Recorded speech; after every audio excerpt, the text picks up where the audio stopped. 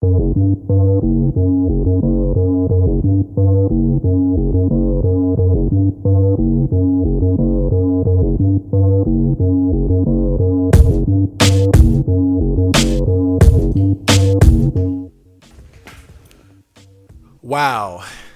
Oh man.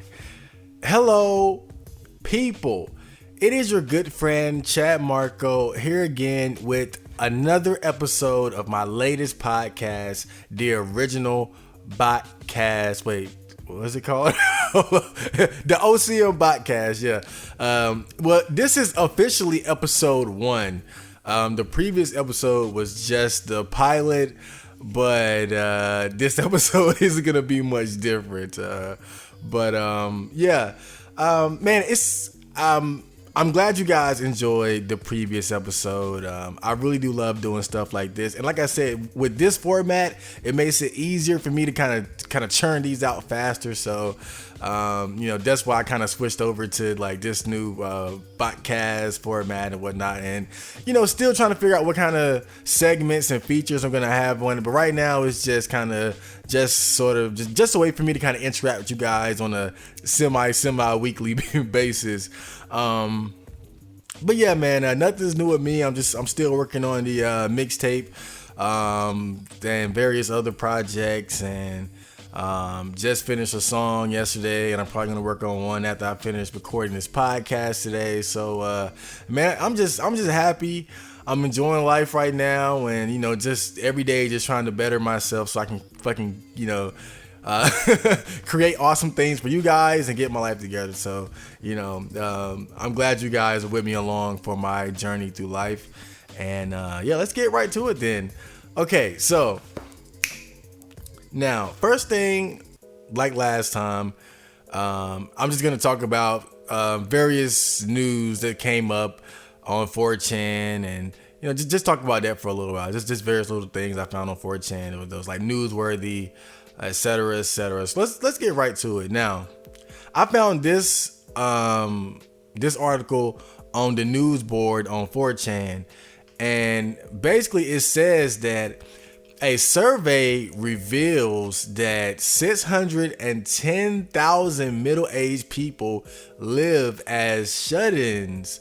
Now, this was kind of because we all know that in Japan there's the whole hikikomori epidemic, but the thing is people thought that it was more of like a young person problem, like it only affected the younger generation. But this survey showed that not only is it affecting younger people, it's also a lot of older people who could be considered hikikomori, or maybe they're just the previous generation of hikikomori who have now grown up. Either way, it's just, I guess they found it kind of startling, but common sense would kind of tell you that a young NEET is going to become an old NEET more likely than not. So yeah, I'm just gonna read a couple excerpts from this article that I thought were interesting. Give me a second here while I scroll through these. Okay, now here's a quote. It says, "The shut-in is emblematic of a hikikomori, a social recluse who stays home all the time, sometimes for years, which has long been considered a young people's problem. But a new government survey reveals a shocking reality. An estimated 613,000 people between 40 and 64 years old, predominantly men, surprise, have been found to be withdrawn from society, exceeding the number of hikikomori aged from 15 to 39. The estimate was unveiled on March 29th by the Cabinet Office, which conducted the nationwide survey of hikikomori, targeting those aged 40 to 64 for the first time." And but like I said earlier, this whole hikikomori thing has been going on for years. So I mean, you just think about it. Of course, the previous generation of hickeys, a lot of them are going to grow up and not really evolve out of that situation, and thus they become like the new middle-aged hikikomori, who never quite get jobs or find stability out on their own, out in the quote unquote real world. But to me, the fascinating part of it is that it's predominantly men. You know, it's like men, like we're supposed to be strong and capable and able, but somehow it just seems like we end up being the biggest fuck ups in society. And I don't know. It's like, why is that? Or like, are men like? Is it that we're just not as strong mentally and like as we think we are?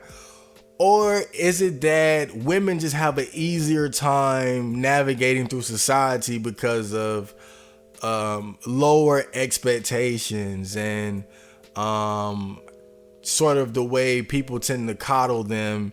And, because in a lot of ways, women kind of have instant approval, especially by men, who predominantly control society. Women just have this instant approval from men, and I kind of speculate that might be a reason why they don't really have the same issues as men are having in terms of finding a place in society, finding a loved one, getting a job, and all these things. I mean, I don't want to make excuses for guys, but I just feel like that might be at least one factor in why it's predominantly men. I feel like as men, we just have really without a doubt, the expectations on us are just so much higher. Like, we're supposed to be tough and charismatic, and we're supposed to protect, and we're supposed to provide and innovate. We're supposed to carry the bulk of the society's load on our shoulders. And, if we don't live up to that, then, that could really seriously negatively affect our self-esteem and might lead us to, kind of shutting ourselves off somewhere. So that's just what I speculate as far as why it's mainly affecting men. But still, it's like, damn, what are we doing? Okay, now here's another. It says, my family has a problem-free life, he thought. It all changed when his son developed anthrophobia, or a fear of people. When he was in high school, he and his wife took the son to a university hospital and even put him into a psychotherapy facility that charged 10,000 yen or $90 per day. Oh, I'd never get that kind of treatment unless I had insurance. For several years, up until his mid-30s, the son tried to work and took various part-time jobs, but quit repeatedly. He earned about 3 million yen in total during the time. 3 million yen. That's the income of one person's entire life, the octogenarian father said, pouring out his emotions. I want him to feel proud about it as a monument of his struggle for self-independence. At the same time, I feel mortified and sad. So, I mean, it seems like his parents, this guy in particular, his parents really went above and beyond as far as trying to get him to integrate into society. I didn't get that kind of treatment at all. Man, but it seems like Japan has more, what's the word I'm looking for? They have more things in place to kind of cater to these type of people, like hikikomoris and neets. They accept that it's a problem in their society and they're taking steps to deal with it. You don't really see that as much in America. You don't really people don't really talk about guys like me, and we're just the unemployed bums, the losers of society. There isn't really, you have the unemployment office and stuff like that, but there isn't anything that's particularly targeted towards hikikomoris and shut-ins and stuff like that. Or at least I'm not aware of it. I don't really hear anything like that. Please enlighten me. But yeah, and said he had part-time jobs but quit repeatedly. So yeah, obviously this guy had trouble, getting his fucking shit together. Now here's quote 3. Now, left in an 80-50 household, he is somber as if he has heavy lead in his stomach, wondering what would happen to the son after he and his wife die.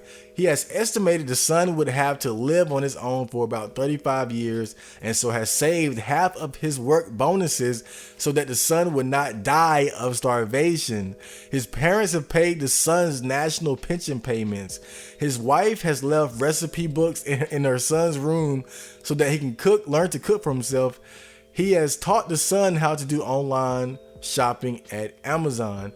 His last hope rests on another son who is 2 years older than the social recluse. He thinks that there is no choice but to ask him, who is single, to take care of his younger brother, whose hair has recently turned gray. But the father has noticed the older son has recently stopped smiling, which saddens him greatly. I mean, man, like, and this is a common thing. Like people always ask niece, like, what are you gonna do when your parents die? What are you gonna do? Like, and that's, that's like the fear that's always in the back of our mind. But really, me personally, I've never really worried about it, to be honest, because the thing is, it's like, and this is gonna sound pretty dark and morbid, but I pulled myself out from like a deep depression from like wanting to actually like kill myself and shit. So it's like if tomorrow, like, my mom died, everything just falls apart, like, I have no problem just fucking just leaving and just walking into like fucking Bruce Banner or in the fucking Hulk, and just walk into sad music. Like, I am fully prepared to just walk into wherever. Like, I just, like, some part of me just does not care at all. Like, so I don't really worry about that shit. But that shit, to be honest, not that I don't want to try to get my life together or find stability. Certainly, like, that's in the game plan. But should it all like fall apart, I've never really worried about that, because some part of me just is like so unattached from like the social bullshit and all the money. Like, for some reason, like, I just feel like kind of like I want it and I understand the importance of it, but I'm not like super attached to it. Like, there's some part of me that even wants to like go like full monk, where I'm like in the forest, like just fucking meditating and eating squirrels or whatever. So I didn't really worry much about that. But said that the wife left recipe books in her son's room so he can learn to cook for himself. And now I don't really have that issue, because I know how to cook for my, like, that's even though I'm a neat, you'll be surprised how resourceful I've become over the years. Like, I know how to cook for myself, at least like stuff like macaroni and cheese, pancakes, just really any little simple meal, like preparing rice and beans and vegetables and stuff like that. I know how to do shit like that. So cooking like that, I'm not really worried about stuff like that. I just need the money to buy stuff to cook, and I can cook, or just buy like instant ramen, like, the prototypical neat or hickey. And of course you can shop on Amazon if you don't feel like leaving the house. But again, not a problem that I really have. Like, I leave the house pretty much every day, walk to the store, run to the library, all that kind of shit. So, because really, I'm not really a hickey. I'm just a neat. Like, I go outside a fucking lot. Like, I love going outside and in the sun and getting fresh air and just running around. So I can relate to these guys on certain, like, just as far as like not having a job and not really being integrated in society. But I feel like I do take decent care of myself as far as like my hygiene and, being able to, prepare food and do chores and leave the house and even be social when I have to. I'm just a little weird when I'm social, because like all the isolation and shit. But hold on, let me see something real quick. Do I have any more quotes, or was that the last quote? Oh yeah. All right. So like I was saying, and that thread that I found the actual news article in, like, oh man, like people were going ham, because people really hate neats. like a lot of people have like a serious like hatred towards hickeys and neats and stuff like that, and always say they're not contributing to society and all that.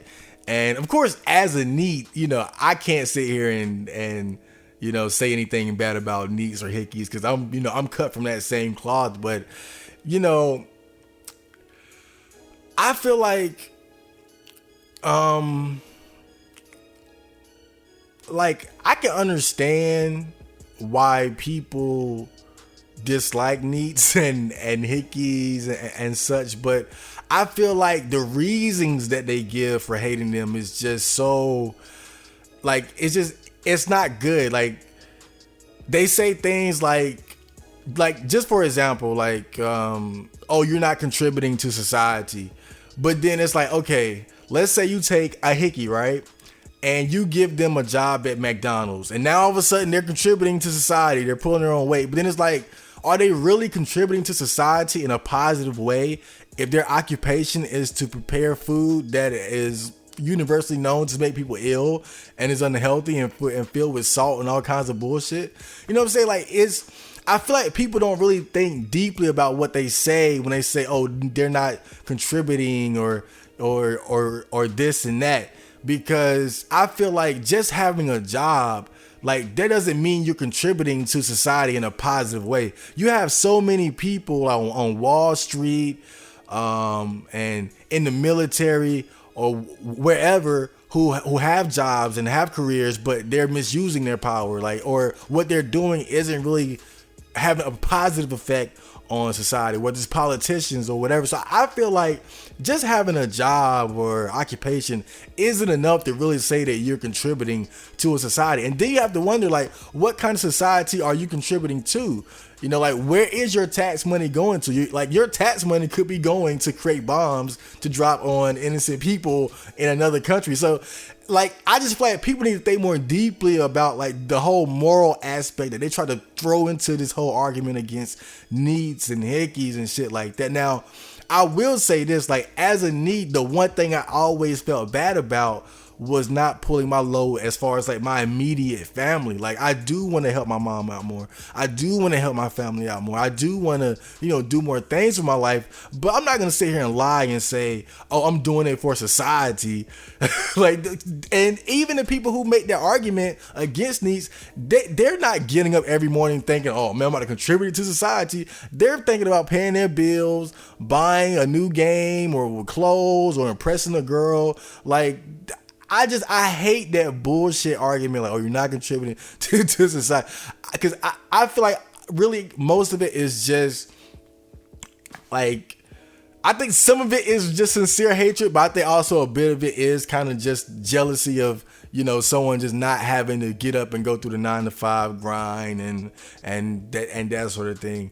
But yeah, personally, I just even should I get a job and get my life together and make millions and I'm a CEO, whatever might happen, like, I don't think I would ever have disdain for hickeys or neats or whatever, because it's like, like, I'm not gonna lie to myself, like, I'm not doing, like, if I am in that position, it's not for society. It's for my family. It's for my clan, my friends, me and my group. It's not about everybody in America or everybody in the world. Like, I'm not even gonna tell that lie to myself. So yeah, like, I can agree at least as far as, like, not pulling your load for your group, but not in terms of, like, society as a whole, because everybody's out for themselves, really.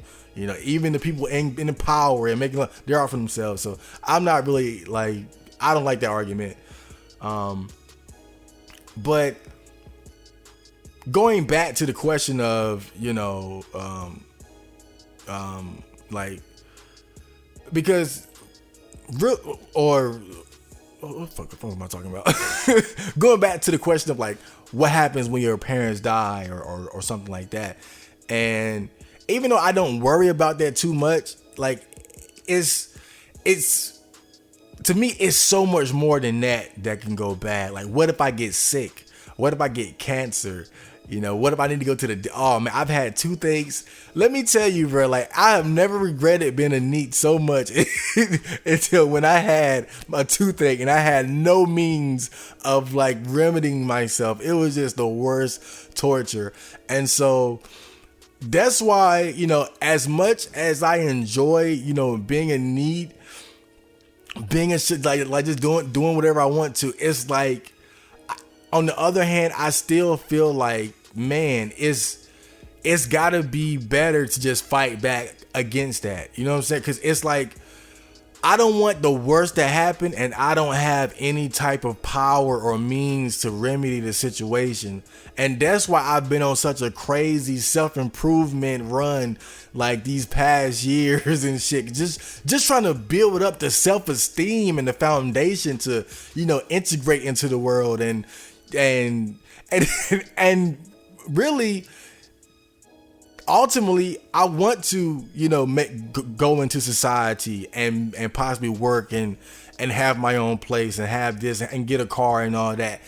But really, it's ultimately to separate myself from society again, because really my main fear is just the work, like any type of worst case scenario happening and not having the ability to deal with it. That's my biggest fear. Like just getting sick, or my mom needs this or somebody needs that. And, I just want to be in a position where I can fix those type of situations. That's why I feel like I feel like it's better to at least try to fight back, like try to find some way to get money or a job or whatever, cause just sitting down and waiting for the worst to happen, I don't think that's a good idea at all, because shit like life can get way too fucking real. Like, so as much as I like being, like needing it up and all this and that, like it's definitely gonna come a time where, I'm gonna have to face the world, or the world is gonna come and fuck me in the ass. I know it. I can feel it coming. I can feel the fucking coming. So that's why I'm doing everything I can. Like, even things like changing my diet, like working out, reading, just learning, and just anything to just try to get myself up and ready to kind of face the world and, possibly get a job and a car and a place and all that shit, just so I can, from there, like, I guess really my ultimate goal is to sort of take on society and, sort of, learn to navigate it, so I can eventually just sort of, go off into not necessarily total isolation, but I just want to be in a position where I'm not like stuck in a bad situation, where if something bad happens, then I have the ability to fix it. But at the same time, like I don't want to be stuck in like like I see people like 60 years old working like in retail and shit. I don't want that's like the worst case scenario to me. Like just 60 years old and you're working retail and you're dealing with these ignorant fucking assholes every day, these fucking dumbass like, no. I feel like it's probably better to if not somehow get a trade or a career, then work the simplest job for a while, stack bread, get into Bitcoin or stock, if you gotta sell stuff on Apple, like whatever, but gotta find a way to set yourself up so that life can't just fuck you in the ass. But yeah, that was an interesting article. Let's move on to the next one. Okay. Oh, now here's another article. Now, oh man, this thread was crazy because I found this on a thread on R9K, and it was now this is just another. This is an article written about incels by some SJW feminist chick. Oh, hold on, give me a second. I'm gonna just take a sip of water real quick, cause this is real.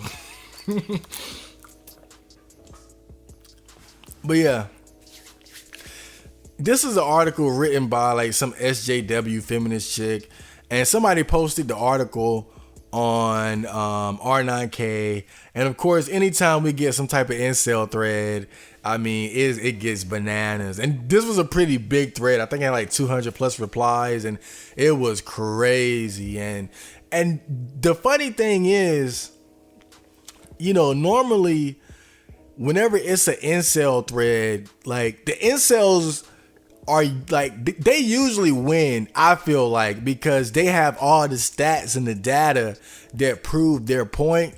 But this was one of the few times where I felt like the opposite side, the normies, had won this, at least early on in the thread, before it went like a totally different fucking direction. And the reason why was that this woman, she approached the whole incel thing from a different angle. She didn't try to say like, oh, you know, dating is fair, women don't have. She didn't go that angle, because whenever you go that angle, you're gonna lose, because the facts are just in. Women have a big advantage when it comes to sex and dating and all that, and we all know that whole thread. So if you ever come from that angle, you're not gonna win. Incels, they got the data, the stats, they got the scientists, evolution, everything that proves that they're right.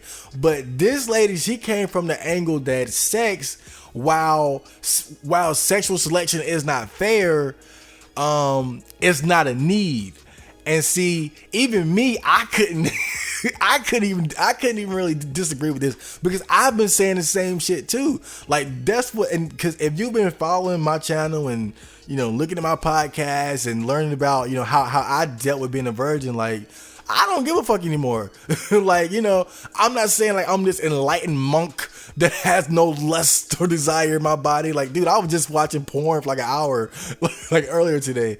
And I get the feels whenever I see pretty girls and all that. But generally, I'm okay with it. It's not like this, like, I'm not gonna fucking like melt from not touching a fucking vagina. You know what I'm saying? So, and she came from that angle. And just before I go any further, I'm gonna kind of bring up that article and some of the quotes from there.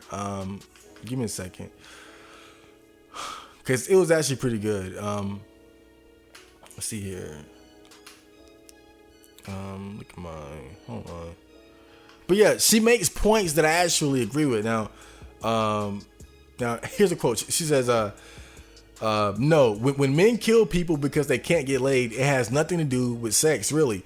Instead, the men who kill people because they can't get laid are driven by their unmet need for connection. And the only acceptable outlet our culture gives manly men for that is sex with women. Sex is not a drive, but connection is. An infant deprived of physical contact would die. Excuse me. Even if all his other physical needs are met, humans can die of loneliness the way we can die of sleep deprivation. Slowly, bewilderedly, with our brain cheating, trying to steal moments of life-sustaining contact without our knowing it, even as our organ systems gradually degrade and fail.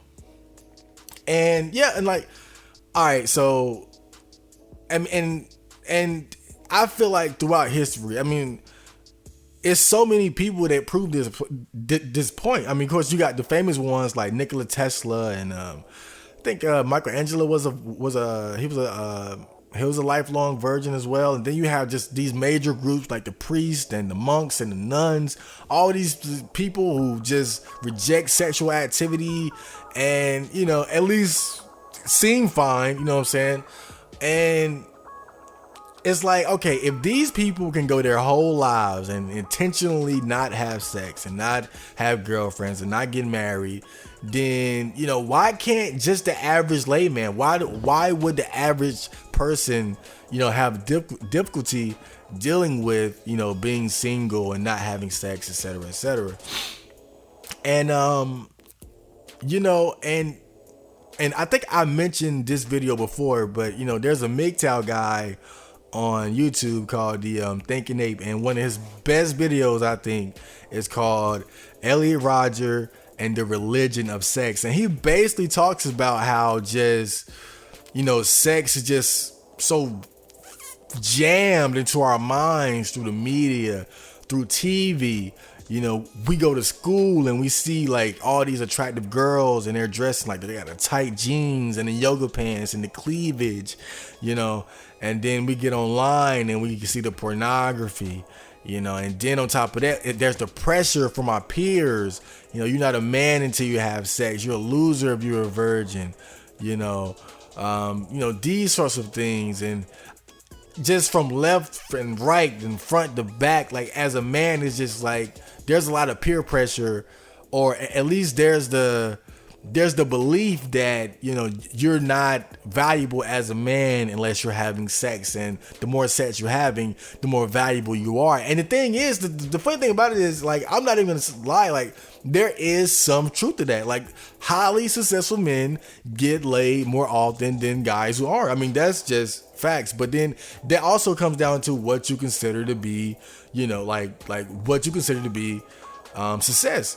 Because just for example, you might have like a rock star who's getting laid every night, but he could be fucking miserable. Like he could be a drug addict. It turns out a lot of these fucking rock stars and celebrities, like, they're on drugs and shit, even though they get laid all the time and all that. It's like, that's still not enough. So it's like it comes down to what you actually consider to be success, because just because women like the way you look and what you have doesn't mean that you're happy on the inside. So that's another part of it too. So and she says sex is not a drive, but connection is.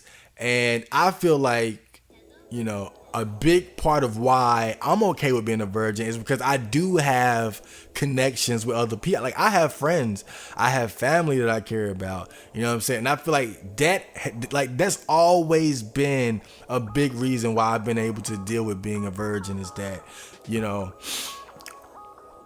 because I mean, and let's really stop on that point real quick, like, because this is the way that I see it, right? All right, I have my mom, for example. Now, she raised me, she fed me, she clothed me, she did this and that with me. I mean, she's still raising me, feeding me, clothing me, breastfeeding me, but she's done all these things for me. I mean, it's very rare, but whenever I have anything that I can give to her, I always, like, whatever I can do for her, I do it instantly, like usually without questions asked, because I feel indebted to her for, the support she's given me as far as like life and all that shit. You know what I mean? But the thing is, being around my mom doesn't have the same emotional impact as being around an attractive woman, Like I see an attractive girl and that makes look, if I see a pretty girl and we make eye contact, like that'll make my fucking day. Like my mom doesn't have that sort of power. So what I have to do is I have to take a step back and separate the emotional impact of, the females that I'm attracted to, and take that out of the equation and say, like, who is she really? Like, what has she done for me compared to what my mom has done for me, or other family members, or my friends? And that's how I look at shit. Like, you gotta take the sex part out and look at, like, who are they and what have they done for you? Like, weigh that up, and then then you get a more clearer picture of what's going on and what's really valuable. My friends and my family, they're way more valuable than any of these girls out here. They just don't have the same punch. Like they can't tap in, like they can't activate like that lust in me. That's the difference. That's really all. That's the difference. And so once you get in that mindset, I feel like it gets a lot easier to deal with being a virgin. But like I said, a lot of guys don't have that. You go on 4chan and shit, and these guys, like, they hate their mom. The dad's not around. Their brothers are Chad. They can't relate to them. They don't have friends. And I think that's why a lot of them, like, their highest aspiration becomes, getting a girlfriend and, go hiding off in an apartment somewhere and just Netflixing and chilling all day. And I feel like that's the mentality of a lot of incels and a lot of like virgin guys. Is like, you know, I guess they want to use women to kind of fill that void that's there, and so that's kind of what leads to, you know, that sort of like misogynistic, you know, women hatred and all that. But that's just, you know, my take on it. Let's read some more of these quotes.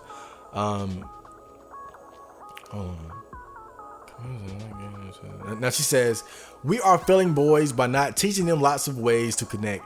We are failing them by teaching them to be ashamed of their loneliness, to mask their sadness, to hide their longing to be touched more than sexually. The men who kill people because they can't get laid have been failed. They weren't born that way. They were made into murderers by decades of isolation, helplessness, and shame, piled on top of grief, despair, and desperate rage that their obedience to the commands of masculinity has not granted them the satisfaction they crave unto death. Now, the first part, she says, you know, teaching them to be ashamed of their loneliness, to mask their sadness, to hide their longing to be touched. I don't know. I never really dealt with being lonely. But certainly I don't go around expressing my sadness and depression, if I do happen to feel that way. And longing to be touched more than sexually, I can't really relate to that, but oh well. I've always been kind of different in that regard. I've never been like the whole lonely type. I get sad, so I guess in that sense, yeah, like, you know, I'm certainly not gonna go out and say, you know, Mom, I'm sad today, I need to talk. I never do that. I never reach out. If I'm feeling bad, I go watch a YouTube video, like read a book, like, you know. And maybe that's just how, like, maybe that part is kind of true. Like, guys are just, you know, like, maybe a lot of us, we don't reach out. And but no, and to be honest, now that I think about it, 4chan, man, like R9K and WizChan, all these different, like that Phil Win, come on, like all this shit, like that's us trying to connect with each other. So like I think that like let's be real with ourselves. Like, we're certainly not going out to even like, if we do have friends, we're not we're not going trying to talk with them about our most serious, like, emotional issues. We're not going to our parents. We don't have a girl to go to.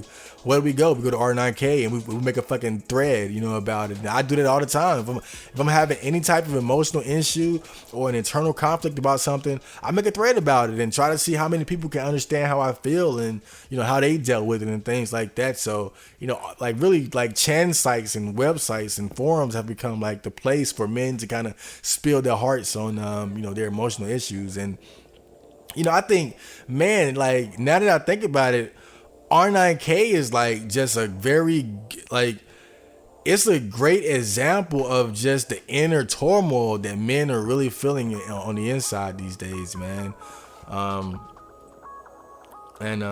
yeah, and she says they weren't born that way. They were made into murderers by decades of isolation, helplessness, and shame, grief, despair, desperate rage, and all that stuff. Now I know I said that I agree with her on some point, but then she, you know, in typical fashion, she drops the ball. Like, like, don't get it twisted. Like, it seems like women can never just you know, just keep it straight all the way. Like, eventually they go left. So, like, this is where she kind of fucks up. Now she says, so whose job is it to help these men?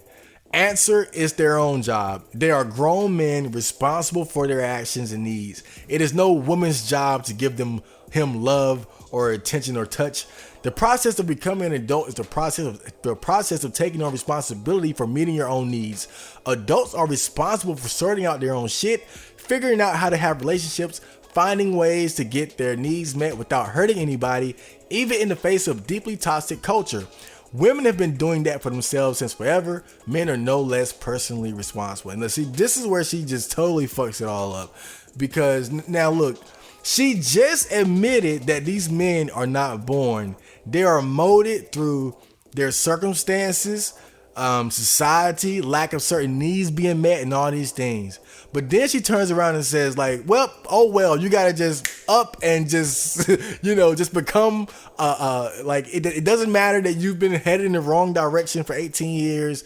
Like, now it's time for you to be an adult. Just fix it all instantly. And see, like, that's just, I feel like it's so dismissive of the importance of, the experiences and the circumstances that we're born under, and what influence they have on the outcome of, who we are and how we behave and how we think, and it's kind of like, okay, like, why do we act like it's so important, like the way we raise children, like, what we feed them, making sure that they go to school, making sure that they're active, that they learn, that they learn to socialize, all these different things, like we act like are so important.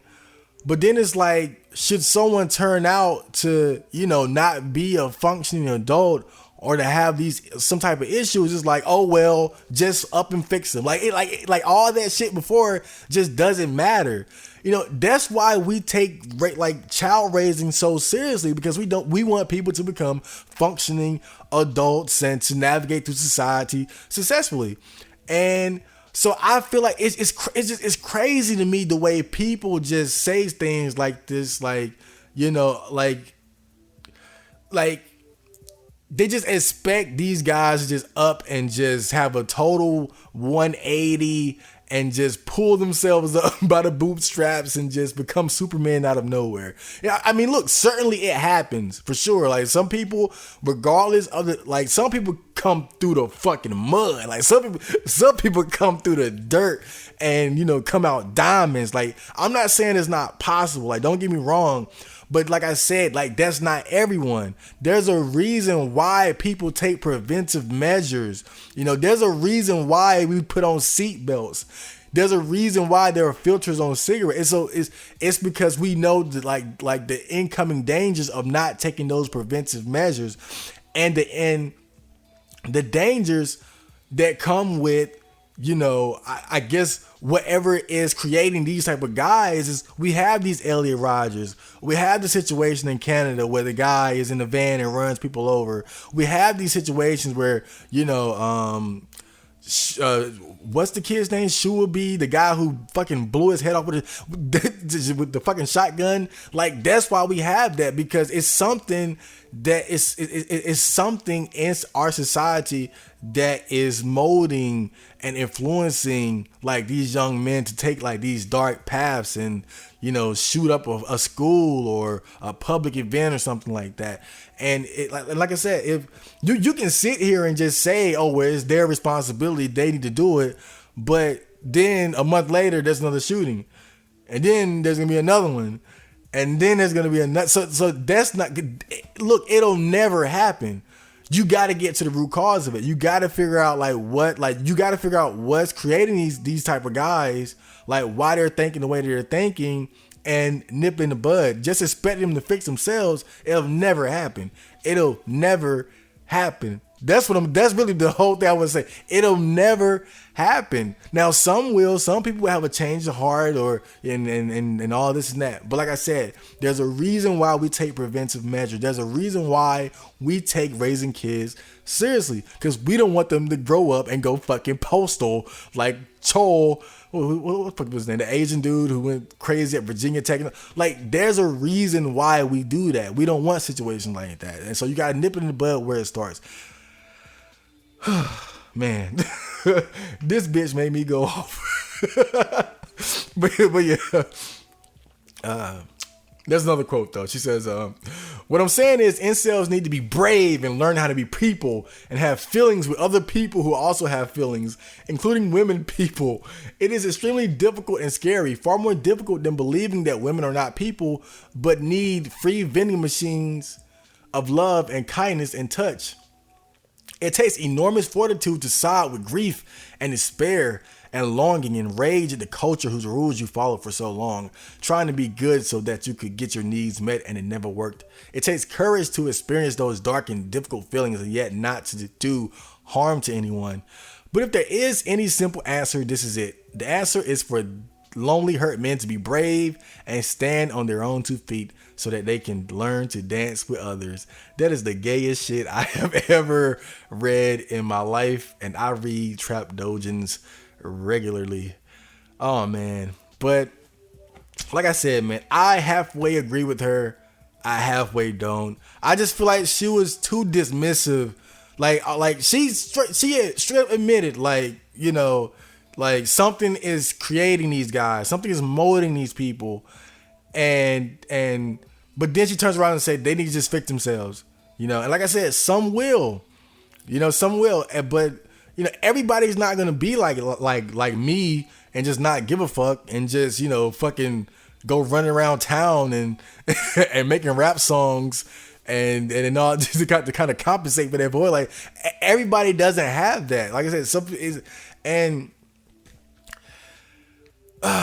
but the part where I do agree with her is, like I said, I just, you know, like I've been looking into, like, you know, spiritual things and people who are celibate their whole lives and sex transmutation and all these things. And it's like, the more I learn and the older I get, the less I feel like I need sex. And in that way, I can't relate to incels who, you know, I've always agreed that, you know, dating isn't fair. Hypergamy, sexual selection, 80-20, all that shit. Yeah, right on. Like, all that shit is true. But I feel like it's a problem where the solution is simply going a different way, you know, where it's just finding something else. All right, you can't get laid, so do something else. That's how I look at it. You know, you can't get laid, do something else. Like, find some other goal, something else to pull your heart into, something else, you know. But I guess really outside of fixing whatever it is about our society that creates these guys, you know, the next best thing is to sort of lead them towards, like, this type of information, the type of information that says there is another way, that, you know, you don't have to have a girlfriend or sex or a wife to be happy. You know, I mean, as hard as that is to believe, I mean, if there's even the slightest hope, you know, why not at least research that or try, you know? But before I move on from this topic, there's one thing that I like. There's a quote from an anime that I want to leave with you guys, and this shit is big. Like, this shit is very relevant and like, this shit is deep. And I'm surprised. I'm really surprised, because this is a fucking anime. And anime tends to be very blue-pilled when it comes to romance. Like, the girls aren't the whores, and they like the, you know, the goofy, nerdy guy, like, whatever. Like, it's. I've always felt like anime does not do a good job with romance and the intricacies of it. But there's an anime movie called 5 centimeters a second. And there's a quote from that movie that I would never, ever, ever fucking forget. Ever. Because it resonates with everything that I've learned about women, men, and dating, like, to the core. And I'm probably going to have this as like a little, like, I'm probably going to just leave this like as like a transition picture between segments throughout this fucking podcast. Because people need to really embed this shit in their mind. But here's what the girl, now if you don't know, 5 centimeters a second is like a romance anime about like these two teenagers, like these two teenagers, a boy and a girl, who kind of fall in love. But time kind of like over time they kind of get separated. But here's what the girl said about the guy in this movie. She said, "I see why now Tono-kun is different from the others. Like the rocket shooting off into space on the loneliest journey to the far end of the solar system, because he's always looking at something beyond me. He can never see me. I cried myself to sleep thinking of him." like, dude, I'm telling you, when I read that shit, I get chills. I get chills because and I saw this movie years ago, and that's why, and I still remember it to this day because I was like, yo, like that's so in line with everything I've been feeling lately. Just like it's like I feel like I see so many beautiful women, I see so many girls and the sex, but it's like I feel something beyond them, and to this day I don't know what it is, but I just like somehow I just feel like there's something above them, beyond, like it's like they're a distraction, like there's something else. Like women are just like a bed to sleep on. It's like women are like a save state, but not the game. You know what I mean? Like it's like in an RPG how you go to like a town and you rest inside of an inn, but then eventually you gotta leave and go out and go to the dungeons and the castles and fight. Like women are like the inn, like in the world. Like women are just the inn. They're just the fucking town that you rest in. They're not the castle. They're not the demon. They're not the big challenge. The you saving the world. They're just where you rest at.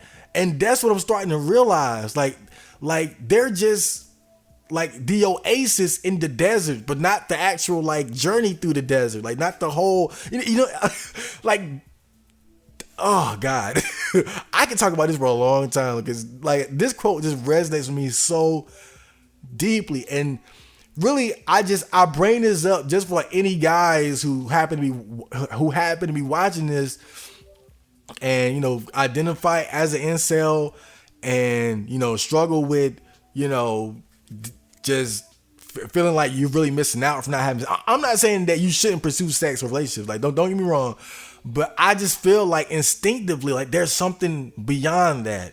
Like that's just one thing, but not the thing, And I think that's what I feel like is ultimately going to be the solution to the incel problem. It's not going to be a radical societal change unless you're talking about sex bots, but they're never like, unless we kind of go backwards and enforce monogamy again. I don't see that happening. So it's like I feel like the solution is gonna be men realizing that as crazy as it sounds, I don't need women. I don't need sex. That might really be the answer, but that's just my fucking dumbass opinion. Okay, moving on to the next topic. What's that? Okay, now here's the crazy one. Okay, now if you guys aren't aware, recently there was a YouTuber. Let me just bring up the picture here. I'm a little tangled up at the moment. Excuse me. I named the picture pedo. Funny. Okay. Recently there was a YouTuber named Austin Jones, and he was sentenced to 10 years in prison for soliciting explicit videos from underage fans. Now, this news came out, I want to say years or a year ago, like when he got caught and arrested, and now he finally got sentenced to 10 years. And around the time it happened, of course, 4chan jumped all over it. It's a pretty interesting situation. Scandalous, very scandalous to say the least. But anyway, yeah, this guy apparently he's a YouTuber. I think he's like in his mid-20s or something. And he did like song covers, or he was a guitarist or something. And he had a pretty good number of subscribers, and I'm assuming that he had a lot of female fans, and of course some of them were probably younger. And he probably noticed like, oh man, I got all these young girls after me. Ooh, I'm about to take advantage of this. Haha. And hold on. It's been a while since I looked into the exact details of what he was doing, but like from what I remember is like he would have the girls like send him videos where like just exposing their private parts, and like he would tell them to spread their asshole and wink the asshole. I mean, this guy, man, the nerve of this guy. But really, the freakiest thing about it is like they said like he would tell them to like state their age. Like this wasn't a situation of like, you know, he accidentally end up sexting or trading sexual images and videos with girls that he didn't know were underage. He knew they were underage, and he liked for them to even like explicitly say like, "Oh, this is my 15-year-old pussy. This is my 14-year-old ass crack." Like this dude was a fucking freak. Oh man, but you know, this sort of thing. It's whatever. Nah, but now on 4chan, of course, the whole wink your asshole thing was a big topic of discussion. But what people were really talking about was, or what kind of kept coming up was, is the punishment excessive? You know, because they give this guy 10 years. And, you know, some guys were saying like, well, they were underage, but they were like 14, 15, 16, around that age. And, you know, of course, age of consent has always been sort of a moral gray area. You know what I mean? It's like, depending on like the state you live in or the country you live in, you know, you having sex with a 16-year-old could be perfectly fine, to you spending 10 years in prison and getting fucked in the ass by big black men. So it definitely occupies like this moral gray area, and that's what people were kind of arguing about in these threads. And then on top of that, like just people feel like 10 years might have been excessive, because if you think about it, 10 years. You can get 10 years for like, if you're gonna get 10 years, you might as well straight up rape a bitch. You know, it's like you might as well straight up just take the fucking pussy. You know what I mean? 10 years, that's like armed robbery, serious assault, manslaughter, you know, like serious crimes. And I guess people were looking at it like, you know, all he did was receive videos from girls that, you know, in a different country or state would have been legal. And I think I think where I live at, in my state, I think the age of consent is like 16 or something like that. So I guess it just depends on like where you draw the fucking line at. But typically in America, once you go like below 18, you're in the red zone with most people.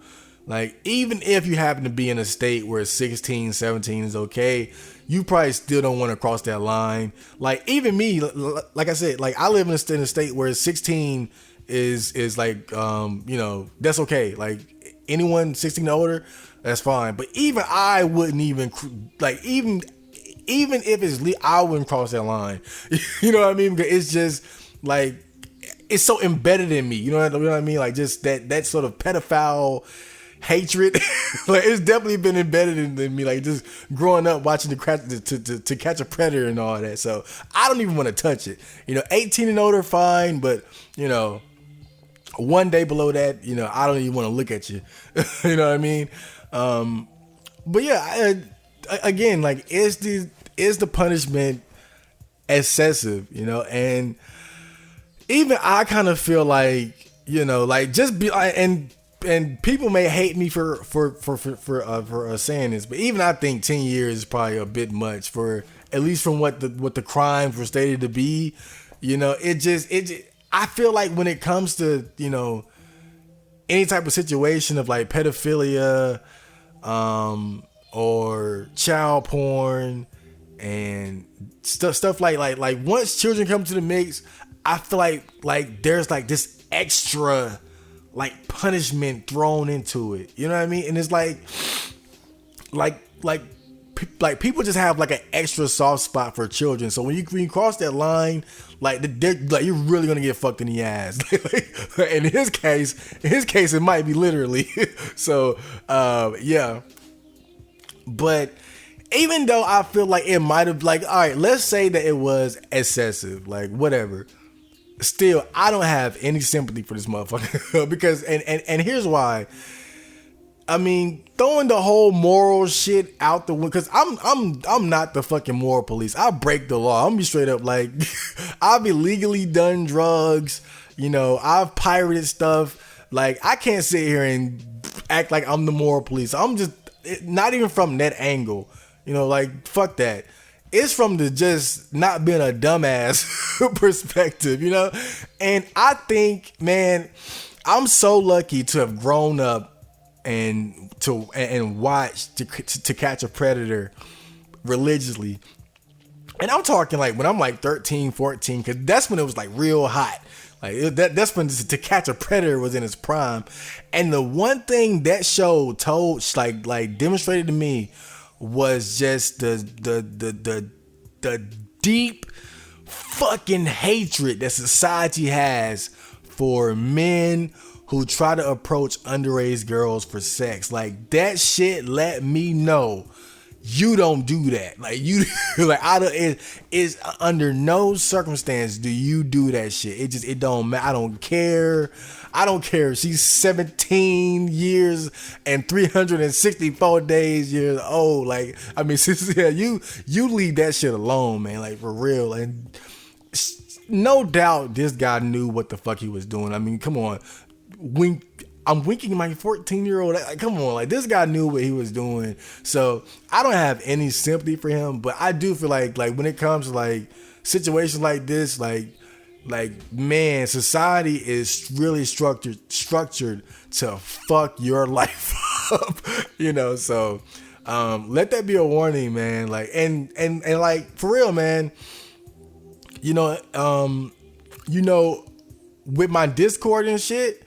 Like, people wonder why, like, I say, like, no girls, like, stuff like that. Because whenever they're, like, and dude, like, I've always noticed, like, whenever there's any type of drama or problem within the online community or a chat room or a group or tiny chat, whatever, whenever there's drama, whenever there's a problem, 90% of the time, it's got something to do with women. It's got something to do with the girl. Like, I remember, because I used to go to the R9K Tiny Chat a lot. Like, I had so much fucking fun there. Like, it was a lot of cool people there, man. And, you know, I got a lot of fond memories of being there. But just whenever there was drama, it was always a girl involved, bro. Like, I'm telling, like the dudes, we got along cool. Like, everything was just cool. But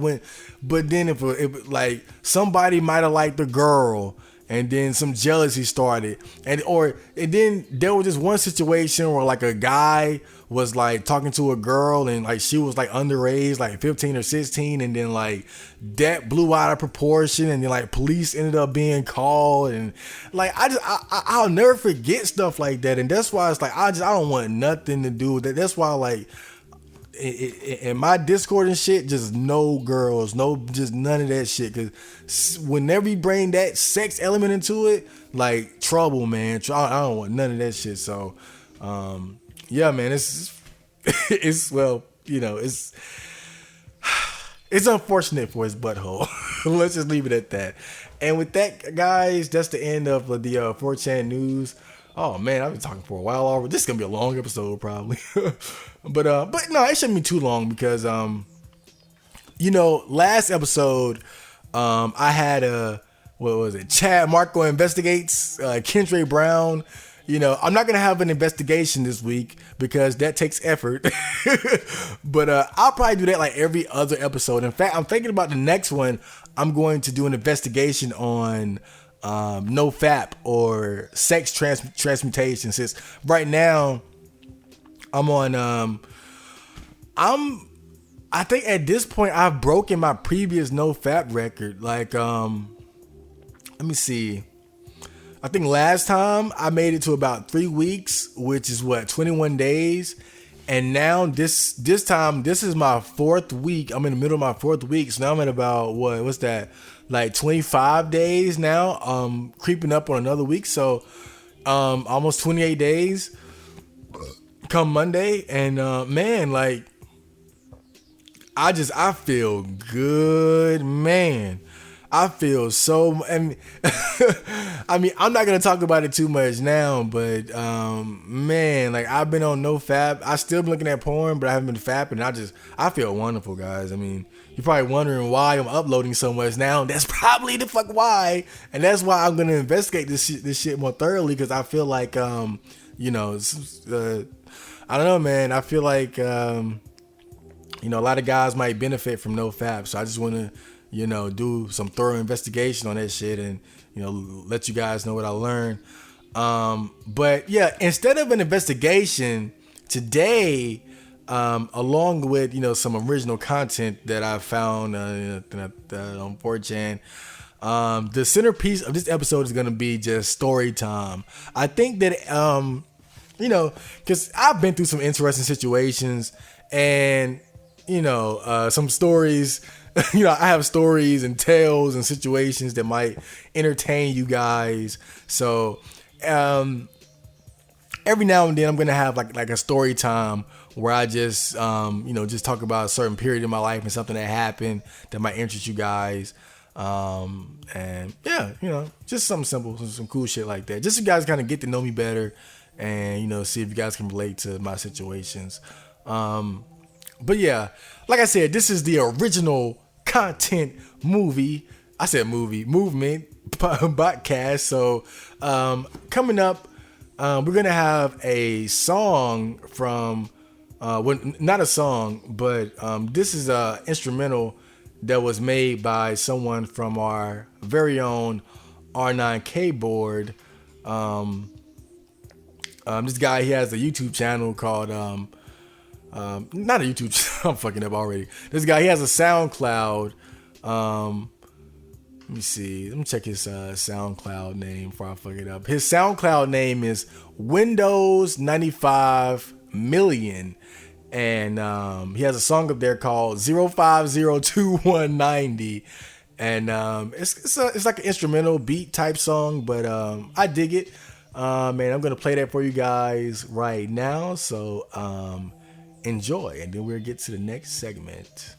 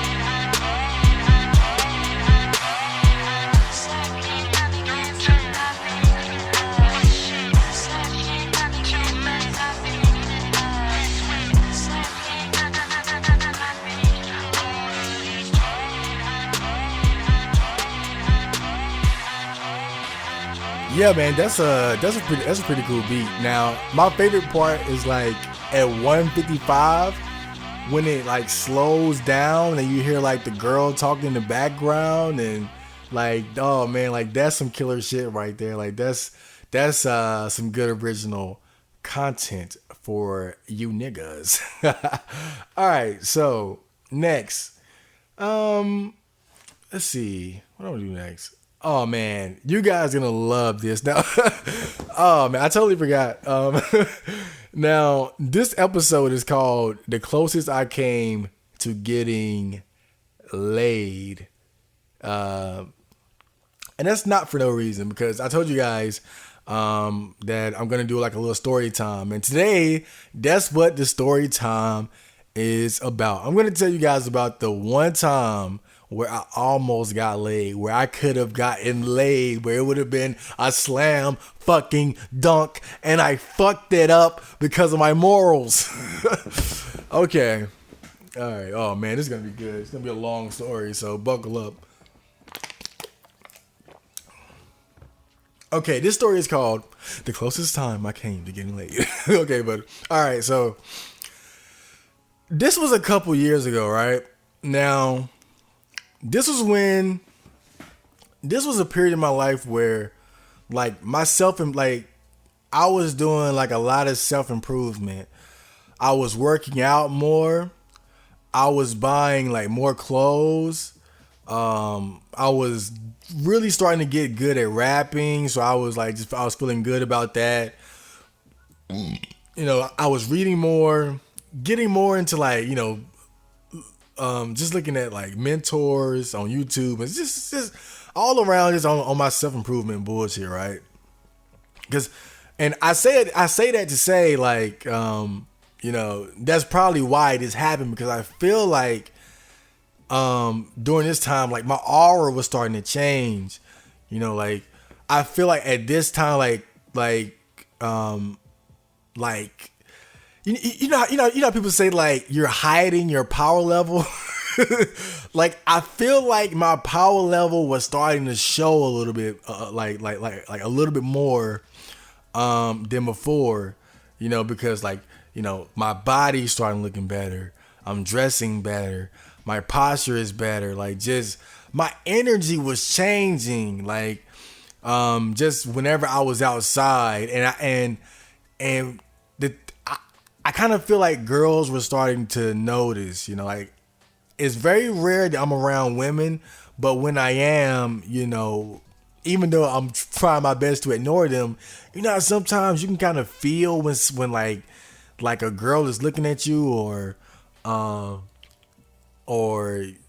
because really me personally, I always just assume that, you know, it's all in my head, you know, or something like that. But this was the one time where it was not all in my head. Like I think this bitch, she could sense my power level, and she kind of came after my ass. But this is kind of how it went down. Now, there's a store that I frequent. It's called Maxway. And it's like a little convenience store where you buy like, you know, like little cheap snacks and odds and ends. You got like clothes, home appliances and stuff like that at affordable prices, I might add. Head on down to your local Maxway. Yeah. But you know, I've been going to that store for years and years and years, and I've seen, you know, many cashiers come and go and all that, and you know, there have been cute girls that worked there that I crushed on, but of course never said anything to them because, you know, I'm a fucking loser and I'm not worthy of vaginas and I'm afraid and all that shit. But this time in particular, there was a new cashier there. And I'll never forget, man, like when I first saw her, the first thing I thought was, she'd be a good practice girlfriend. Like straight up, like no lie. That was the first thing I thought when I saw her. I was like, this girl is the, like, cause you know, like, cause the whole practice girlfriend meme on 4chan, it's like Like the practice girlfriend is like the girl that's like you're not really that attracted to. Like she's barely average, like borderline average, but like she's the kind of girl like when you see her, even as a loser, you think like I could probably pull this bitch. Like not and not like straight up ugly though. Like not like straight ugly and fat. Like you don't even want that. Like the practice girlfriend is the girl that just barely meets your minimum requirement as far as like physicality. Like that she meets just like she just barely made it. You know what I mean? Like she won the game by like 1 point. You know what I mean? She won the race by a millisecond, just barely. You could look at her the wrong way and you wouldn't want to fuck her no more. But yeah, that's what I thought when I first saw. That's what I thought when I first saw this girl. Now, as far as like, I'll just sort of I'll describe her a little bit. Now, as far as like a ranking, I would say she was like a 4.5 out of 10. She was like she was light skinned. And she had like a big ass head. Like she had a big head. I remember that. She had a big head, a big face. But she wasn't like fat. Like she wasn't fat, but she wasn't skinny either. She was like kind of very normal build. Probably had like a little pudge to her. She probably could have stood to like lose about 5-8 pounds, something like that. But she wasn't like fat, but she wasn't skinny either, just more normal. Like she had a big head, a big face, and she looked like she was kind of mixed, like maybe like 1/8 Asian, like a little Asian in there, but mostly like African, but light skin. But she had a nice butt. Oh man, I remember one day. Oh man, like I saw her from behind and she had some tight khakis. I was like, damn, she got that. But yeah, she had a nice fat ass. But yeah, I first saw her, and like I said, immediately I thought like, oh man, she be a good practice girlfriend. And the crazy thing was, because this was my first interaction with her, because she was a new cashier there, and from the first interaction, I got that vibe like she was flirting a little bit, you know what I mean? But I didn't really think much of it, because whenever I get that feel, because you know how guys are.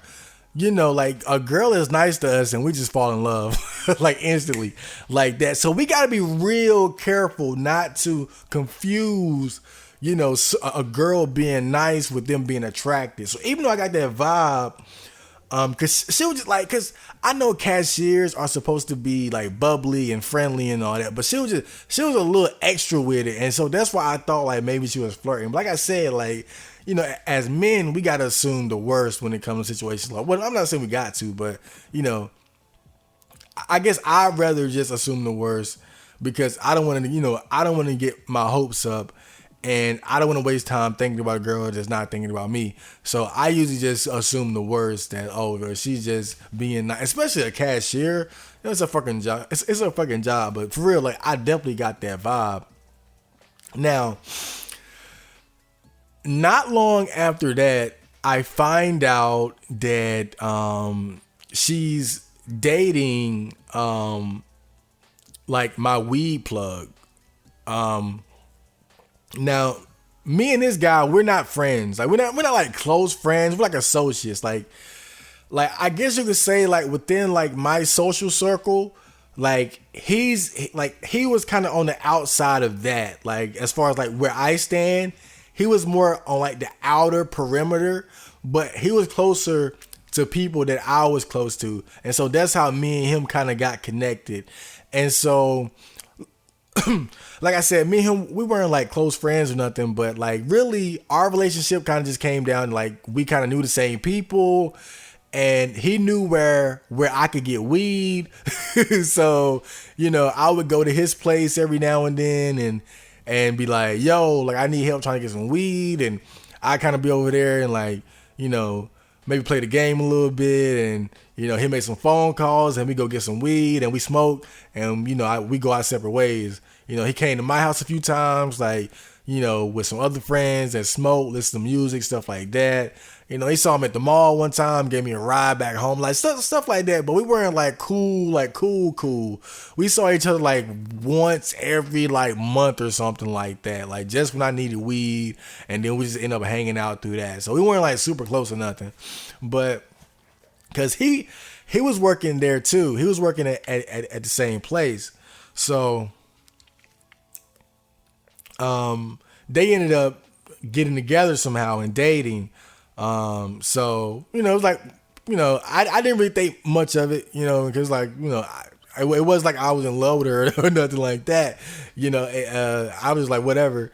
Cause I found out because me and another friend, we went to his house cause we were trying to get some weed and we saw her there. And that's when I kind of found out, like, oh, they're dating, and you know, it made sense because they're working at the same place. But again, didn't really think much of it.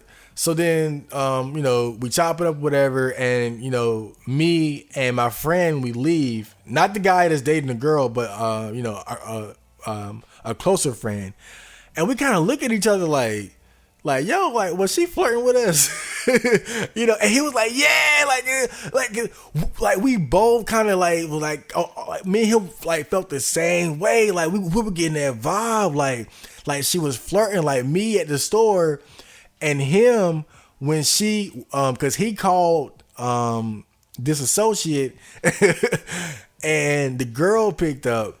And while they were on the phone talking for a little bit, he got that same vibe, like, oh, she flirting with me. And so me and him kind of like, we kind of felt the same way. We were on the same page. Like, this girl like, is like flirting with us, bruh. But still, like, we ain't think nothing of it because it's not like she bad or nothing. So we're not about to try to steal this shit from him or nothing like that. You know, she just seemed like she's just extra flirty or whatever. So whatever. But I mean, straight up, like, that's the first red flag right there. Just how flirty she is. Hold on, let me get another sip.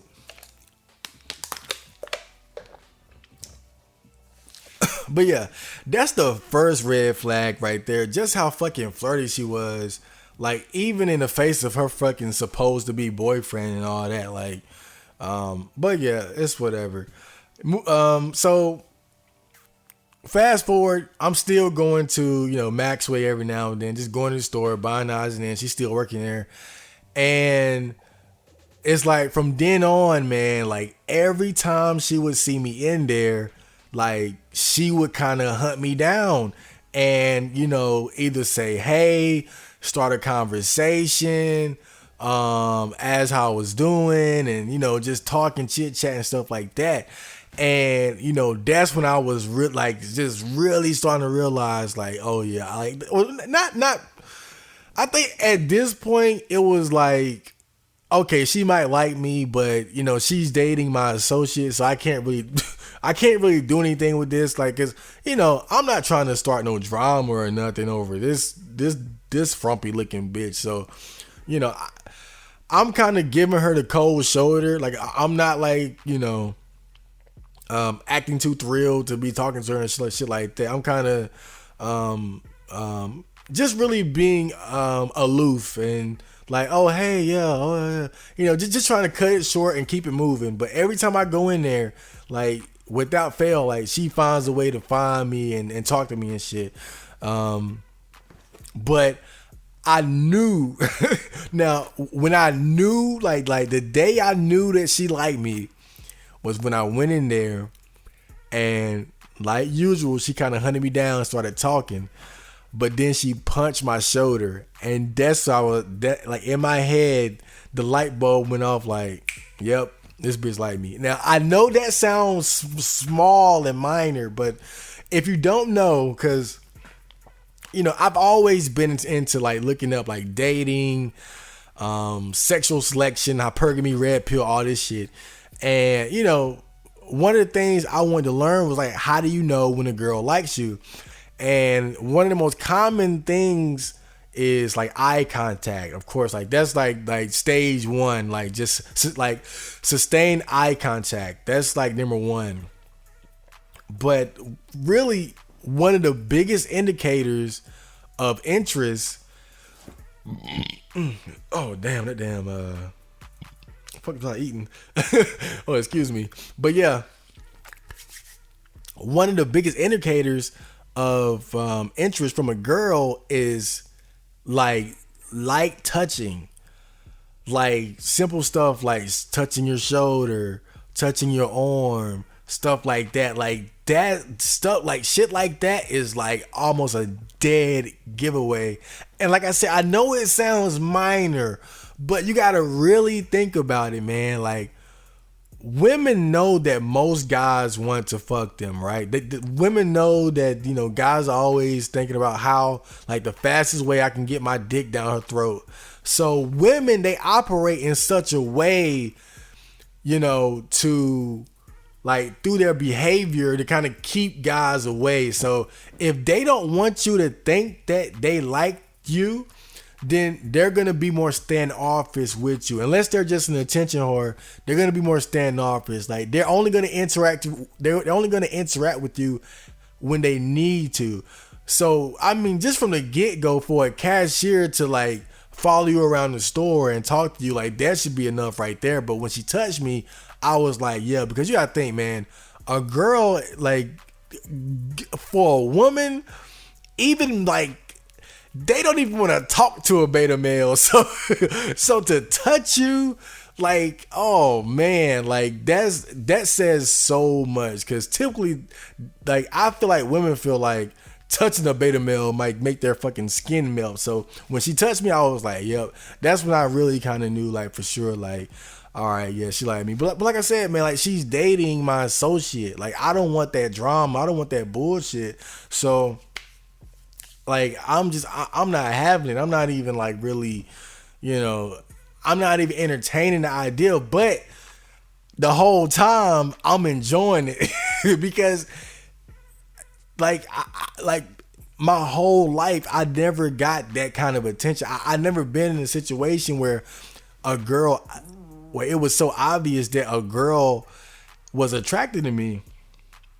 So, you know, even though I was pretending to be aloof and like I didn't notice and, you know, didn't care, I was definitely enjoying the whole thing because I never got that kind of attention from a girl. Even though she wasn't all that attractive, still, I really appreciated it because it was just such a new experience for me.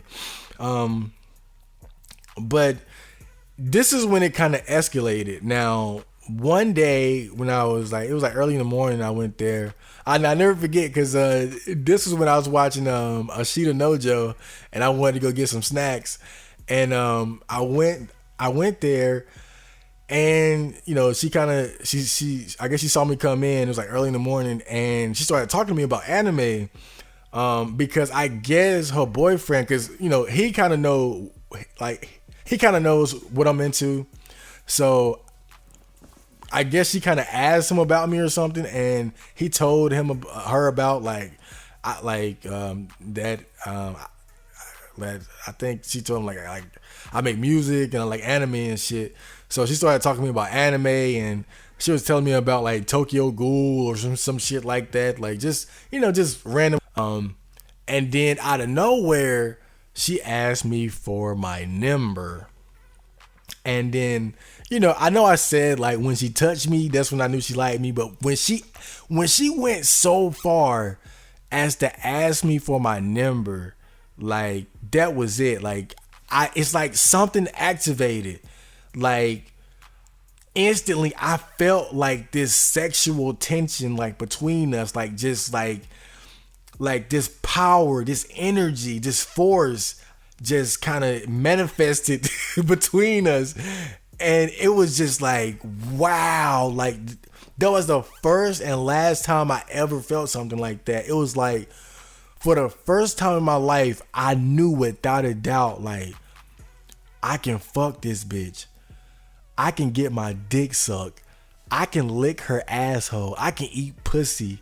I can fuck her in the butt probably. Like, instantly, I just knew and it was like so amazing. And granted, like I said, this girl is not even like she's barely a 5, but still, when she asked me for my number and I felt the sexual energy between us, my dick started getting hard. I'll never forget that. My dick started getting hard right then and there. I mean, it was just, oh man, like I can, oh man, what top 10 anime moments of my life. But yeah. Now, me being a fucking loser neat, like I don't have a cell phone number to give her or nothing like that. Then she asked for like my Facebook, and like she could ask me like going down the list, like you got this, you got this, you got this. I don't have none of that. The only thing I had at the time was like a little kick, just had a little instant message or kick thing. And she said, all right, I'll take that. So I gave her my kick. Now, I know what you guys are thinking. You betrayed your friend. You betrayed your associate. You monster. But hear me out, dude. Just hear me out. Like I said, man, like my whole life, I never had a situation like that where I knew with absolute certainty that a girl was attracted to me. This was my first time ever experiencing that. And really, even when I gave her my kick, I had no intentions of escalating towards sex. Don't get me wrong.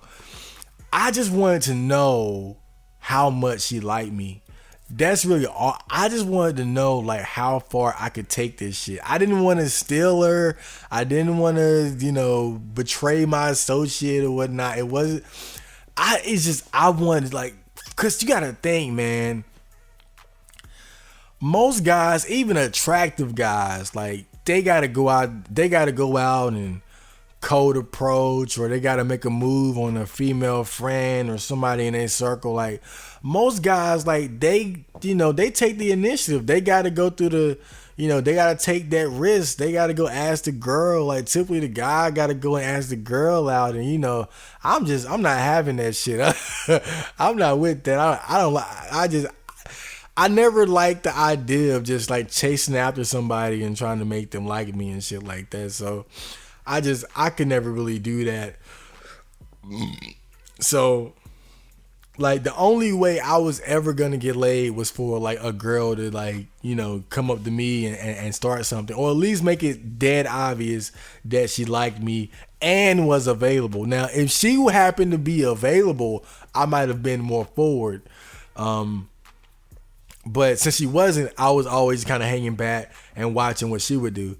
But, since she went out of her way to ask for my number, I said, all right, here's my kick. Because I just want to see, how far is she willing to go? How much does this bitch like me? Now, moving forward again.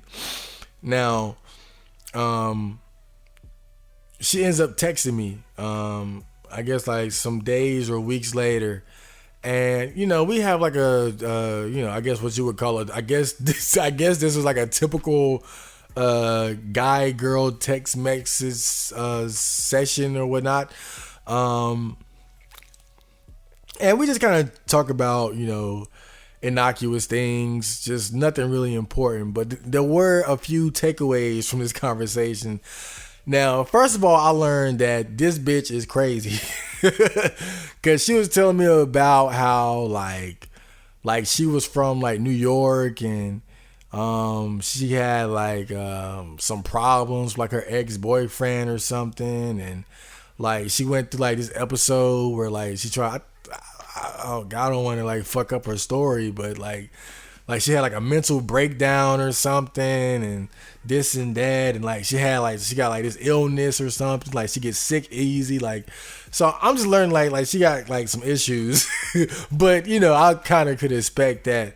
But the whole conversation was pretty standard. Like the whole time, like I'm not like, cause the whole time really, I'm assuming that her boyfriend's gonna look at this. So I'm not saying anything to incriminate myself or make it seem like I'm trying to steal his girl. I'm keeping it 100% friendly and casual.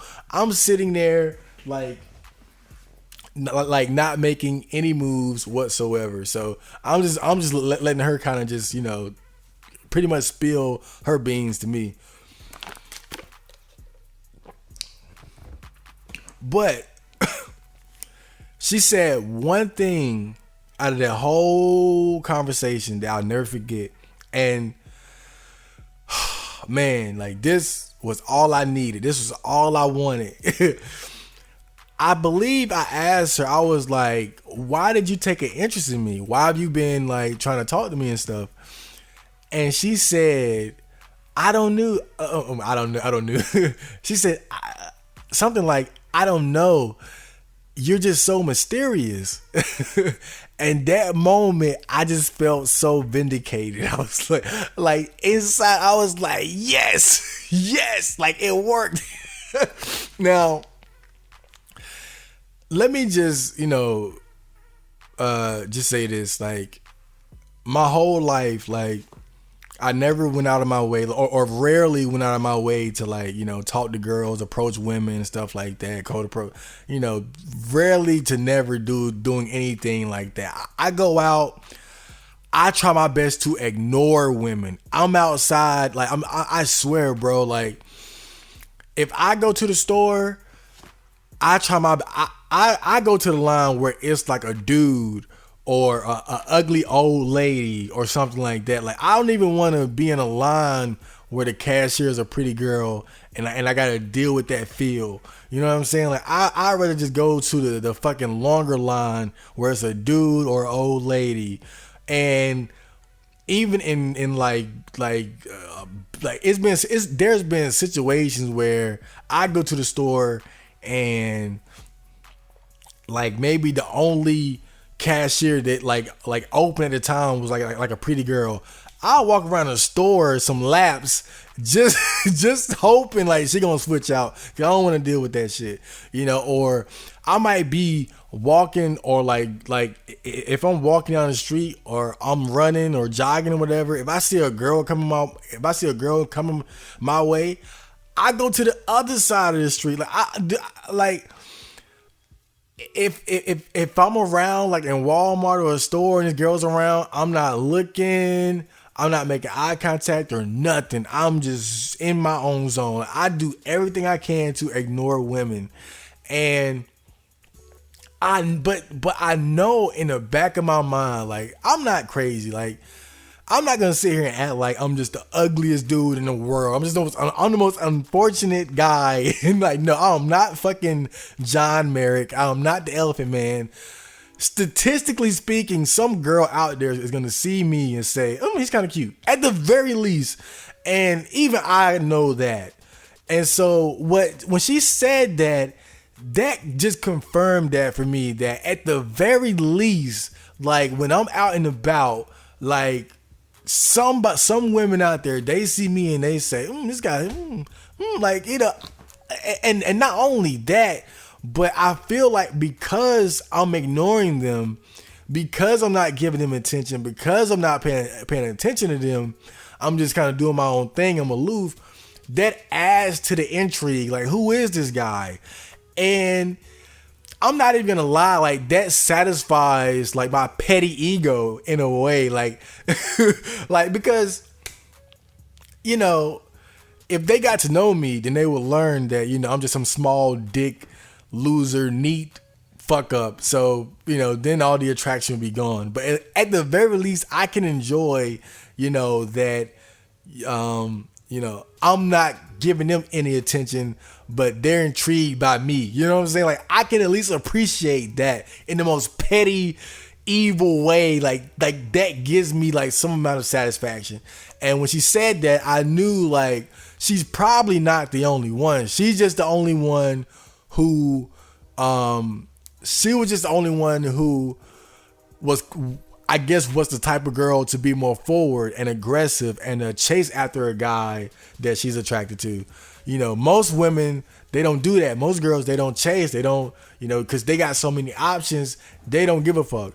They're not like, even if they think you're the cutest guy in the world, like they just, they got 10 other cute guys in their inbox. So they're not worried about chasing after you.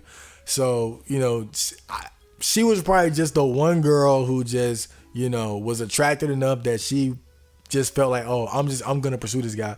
And then the fact that I think what also helped was that I had social proof, because like she saw that I was a part of a, you know, a group of guys, like a network, at least as far as like weed, at least as far as like smoking dope. Like, I guess she saw that, and so that made it comfortable for her to approach me, because she saw that I had friends. Most girls, they probably just see me by myself all the time, no girls, no friends, so they not, you know, I'm probably just too weird or whatever. So I'm thinking that might have been part of it too. So yeah, but again, just her telling me that, man, I just felt vindicated. Like, all those years of ignoring women, and like the aloof routine finally paid off. Like, finally, it finally worked. I mean, it's not like I do that to intentionally make girls like me or something. It's just that I know the way girls think. You know, because straight up, I'm not going to go chasing out the women or get them attention anyway. But the fucked up thing is, girls actually like that shit. A lot of girls like that. A lot of girls actually prefer the guy. Like I said in that quote from 5 centimeters a second earlier, he could not see me. He looked beyond me. And I think that's what she saw in me. I wasn't looking at her. I was looking at fucking Ashita Nojo or whatever the fuck I was doing during that time. Like, I was looking beyond her, and I think that's what draw her to me. Like, I was probably one of the few guys who wasn't entertaining her fucking flirtatious advances, and I think that's what made her so interested in me, and she wanted to just figure out, I guess, what the fuck I was up to. But again, man, I'm not a scumbag. I'm not an asshole. So I did not flirt at all during that whole kick text conversation. So, you know, I kept my morals, and you know, I kept my morals about myself. I didn't flirt with her. I didn't try to escalate. You know, that I'm telling you, I probably could have said, "Hey, you want to suck my dick?" And she probably it probably would have snowballed from there. But cause still, man, like. And even though me and this dude weren't even like super cool, man, it was like, still, man, it's just like the drama of it. You know what I'm saying? Like, who knows how he might feel about, like, but yeah. Now, after that, they end up breaking up. Surprise! You know, her and this guy, they break up, right? So, because I found out because I went to the store, and, you know, again, she kind of came up to me and she started talking to me. Now, whenever she would come up and talk to me, the first thing I would always say, every time I would always say, "Oh, hey, how's your boyfriend doing?" I always brought him up to let her know, like, yo, this is my associate, like, this is my friend. Like, always, like, just, that was sort of my way of kind of telling her, like, you know, I ain't with that shit. Like, how's he doing? Oh, great, you know. But this time when I asked her, she told me, "Oh, we broken up." And I was like, "Oh, really?" And, you know, still, and I guess like that for anybody else, that would have been the signal to pounce. You know, to finally, like, that, really, that was it. That was the moment. That was the critical moment where I could have escalated things towards, you know, maybe, I don't know, friends with benefits, girlfriend, or just a quick hookup. You know, when she told me they broken up, then, you know, now I no longer have any type of obligation to this guy to not, you know, hit on this, because she been coming at me hard for like months now.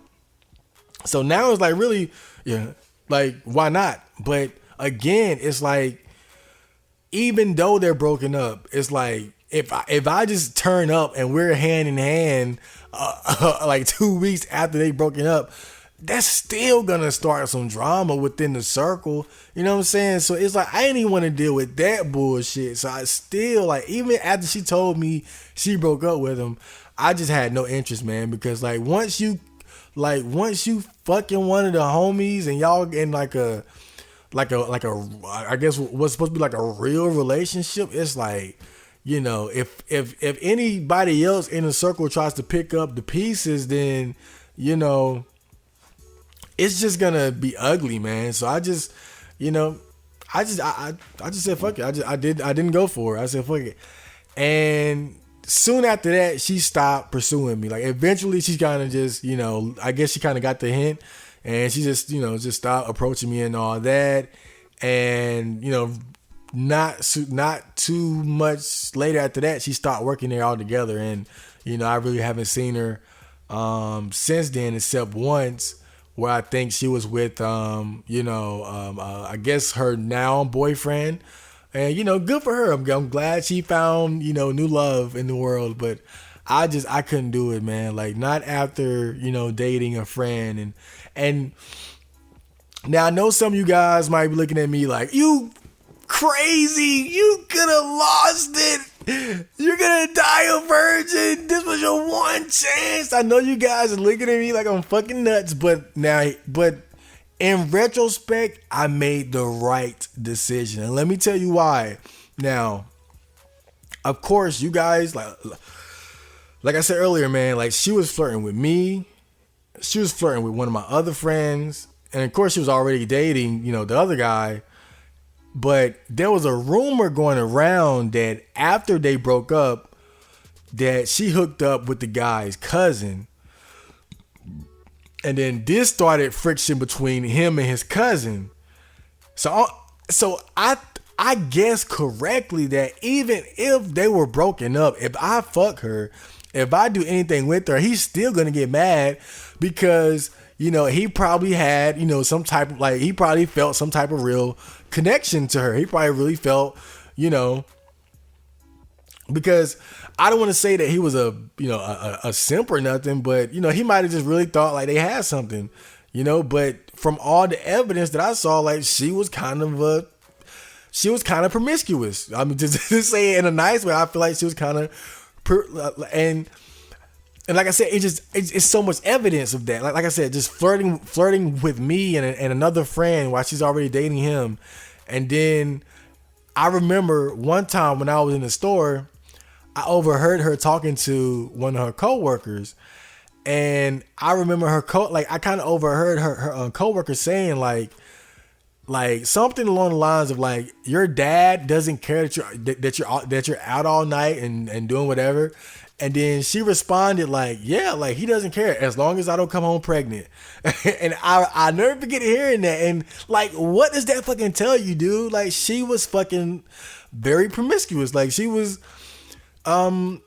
just into a lot of dudes, man. I think like really, like, I don't think I was anything special. She was probably doing the same thing with like 2 or 3, 4, 5 other guys. You know what I mean? So yeah, I think she was just that type of girl, man. And, you know, looking back, I feel like I made the right decision. Like deciding not to pursue that ended up being a good thing, man, because I mean, for her to be so promiscuous, she could have had an STD. I mean, just the fucking drama it would have started within like my circle. It wouldn't have been worth it, man. It wouldn't have been worth it. So in the end, man, I feel like I did the right thing. So, you know, missed opportunity, but was it really? You know, was it a missed opportunity or a dodged bullet? You decide. Okay, so that was that story of how I almost got laid but didn't. Next, we're gonna have another original song. Stay tuned.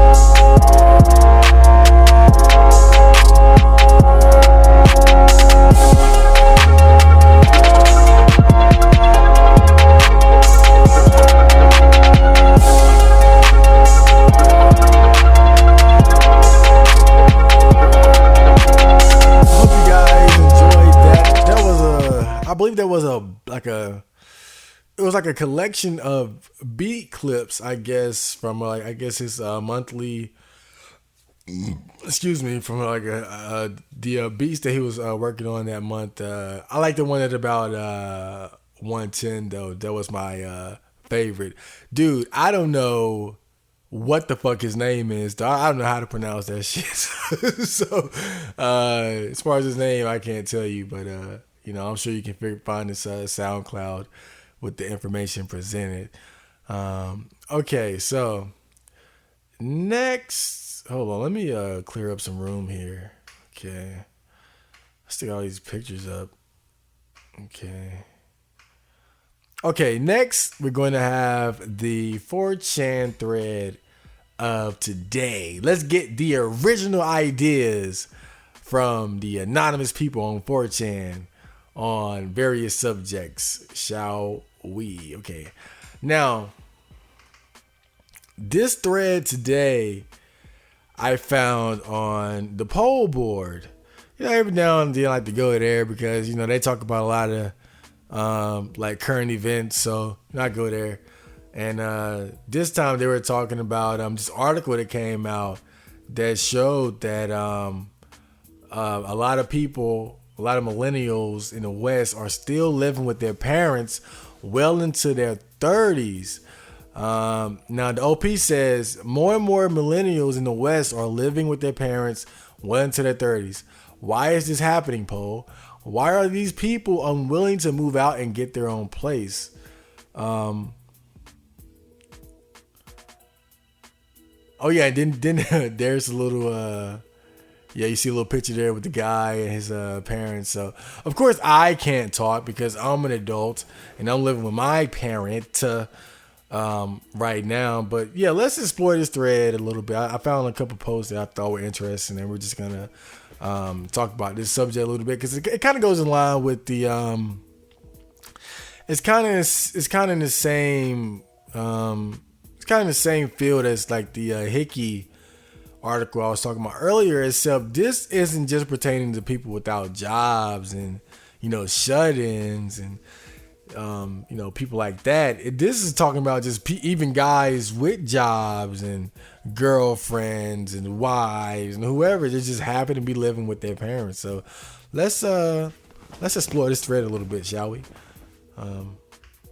Okay, this guy says no, it doesn't. These people clearly don't have their act together if they can't afford their own place well into their late 20s. Now, I forgot who he was replying to, but this was like a common kind of opinion that I saw in this thread that, if you're still living with your parents and you don't have your shit together, and like, this thread was kind of a war between people sort of arguing that, houses are too expensive. It's too expensive living on your own. Yada, yada, yada. You had the other side. They were like, no, you just don't have your shit together. You gotta make good money. You need a good career and you don't have that. You're just a man child. And so really this whole thread was just sort of back and forth between like these two groups sort of arguing in favor or not in favor of moving out of your parents' house by a certain age and pretty much everything in between. Let's check out another post. Okay, now this guy says, I'm 29, married with a young child and living with my... Hold on, let me make sure I'm recording. Okay, I am. I thought I wasn't recording for a second. Okay, this guy says, I'm 29, married with a young child and living with my parents in a 5-bedroom house in a good neighborhood. We live comfortably together and they help with the child and we all share household expenses and duties. Parents are also probably about 10, 15 years away from retirement with a fairly large part of the mortgage still unpaid. A 2-bedroom house in this area costs on average around $1 million. I don't want to move into some ghetto or some shitty apartment. We have no incentive to move out. And see, this is what I was talking about earlier. For some people, it's just way too expensive to try to have their own thing. It's so much cheaper to just live with their parents and, you know, just pay rent, and everybody just pool their resources together to have, you know, a comfortable living situation. You know, and I think really what it comes down to is that it's like, do you want to spend all your time working, like, or so much time working and just pretty much throwing money into the void just so you have your own place, when you could, you know, stay with your parents, save a lot of money, and have a lot less stress. So I think it comes down to just, you know, what your particular needs are and what you kind of like, how you want to structure your life. Because I think for some people, they just don't really feel like an adult unless they, you know, until they've left the nest. You know, and I can totally understand that mindset. You know, I was talking to my friend, and, you know, he went off to college, got a job, a girl, and all that. And I was like, man, like, you know, just kind of, you know, like, man, like, you know, I think it's cool how you got a job and all that, but, you know, having to pay rent and all that, like, I think I'd rather just get a job and stay with my mom. And he was like, man, it's worth it though. Like having your own, like having your privacy and being able to do what you want and stuff like that. And I can see that too, because like that's sort of the trade-off. It's like, on one hand, if you stay with your parents, you save money, you can work less, you know, less stress. But on the other hand, you have less privacy, you know. And then there's also, you know, the aspect of, you know, like the whole social aspect of like people gonna look at you like you're immature, a man child, and all that. And a lot of girls don't like that either. Like a girl don't want to, you know, in a very serious relationship, she's probably not going to want to move in with your fucking folks. She's going to want you all to herself. You know, girls barely want their boyfriends to see their own friends. So it's like, you're not going to want you like living with your mom and shit. So, you know, I think on both sides of the arguments, I can definitely see the pros and the cons. But I definitely side with I mean, naturally as a NEET, I side with the guys staying with their parents. But see, that's the thing. It's like, because I don't have anything against getting a job and all that. Like that's, you know, really, even now, I wouldn't mind having a job like at a cheap, at a retail place or something like that. Like that really, that's always been my goal. I just, you know, I'm just a lazy motherfucker, and I hate the application interview process and shit like that. But my ultimate goal has always been to get like a simple job, but not never move out, but not move out immediately. Like stay home for a few years, save money, maybe invest, you know, focus on like my projects, my hobbies and stuff like that. And, you know, just, you know, look out for the house and stuff, because really, honestly, I don't want to go too much into detail, but, you know, with the situation we're in, you know, it's actually beneficial with me being around the house, you know, a lot, because we don't live in a you know, there are like dangerous neighborhoods, you know, all like kind of scattered around my area. There are break-ins and stuff like that. So me being around watching the house has been good. And then, you know, just it's certain things going around my house where, you know, it's kind of better that I'm around than if I'm not just constantly gone at work or at my own place. So, you know, even if I had a job now, I wouldn't move out anytime soon, because it wouldn't be convenient for my mom and the people living, and, you know, just the whole situation going on right now. It was just, you know, it's just certain things going on. Like it wouldn't be good.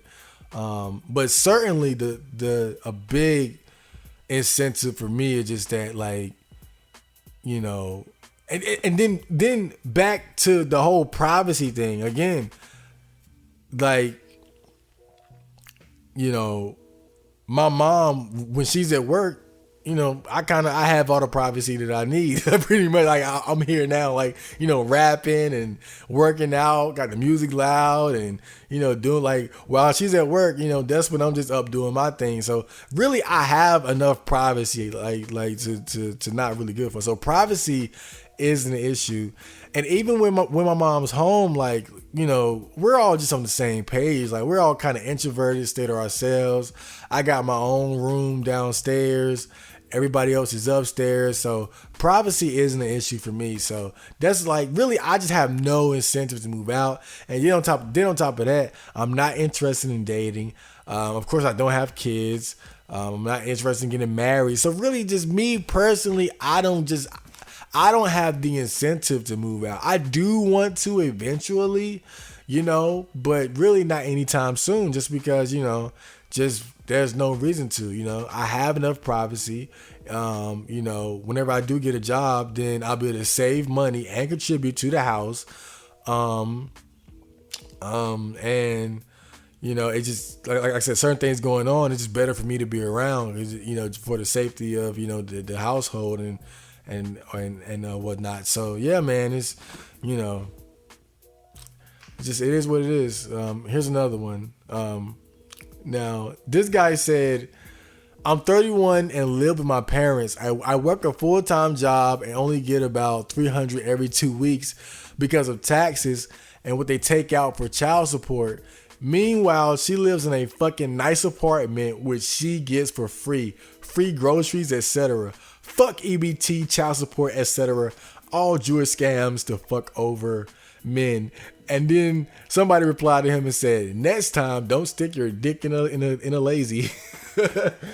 Oh man, let me get a sip of water.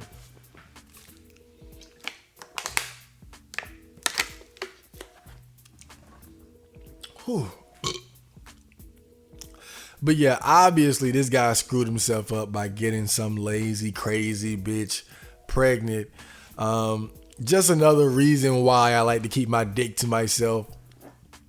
And you know, part of the reason why I've been able to be a neat for so long and is because I don't have kids. You know, in the hood, it's so typical for a guy like me to go out and get some stupid bitch pregnant, and then I got a kid, and that's when the pressure to get a job really amps up. Like, dude, it's almost like, I'm telling you guys, man, like in the ghetto, just not fucking up is a positive.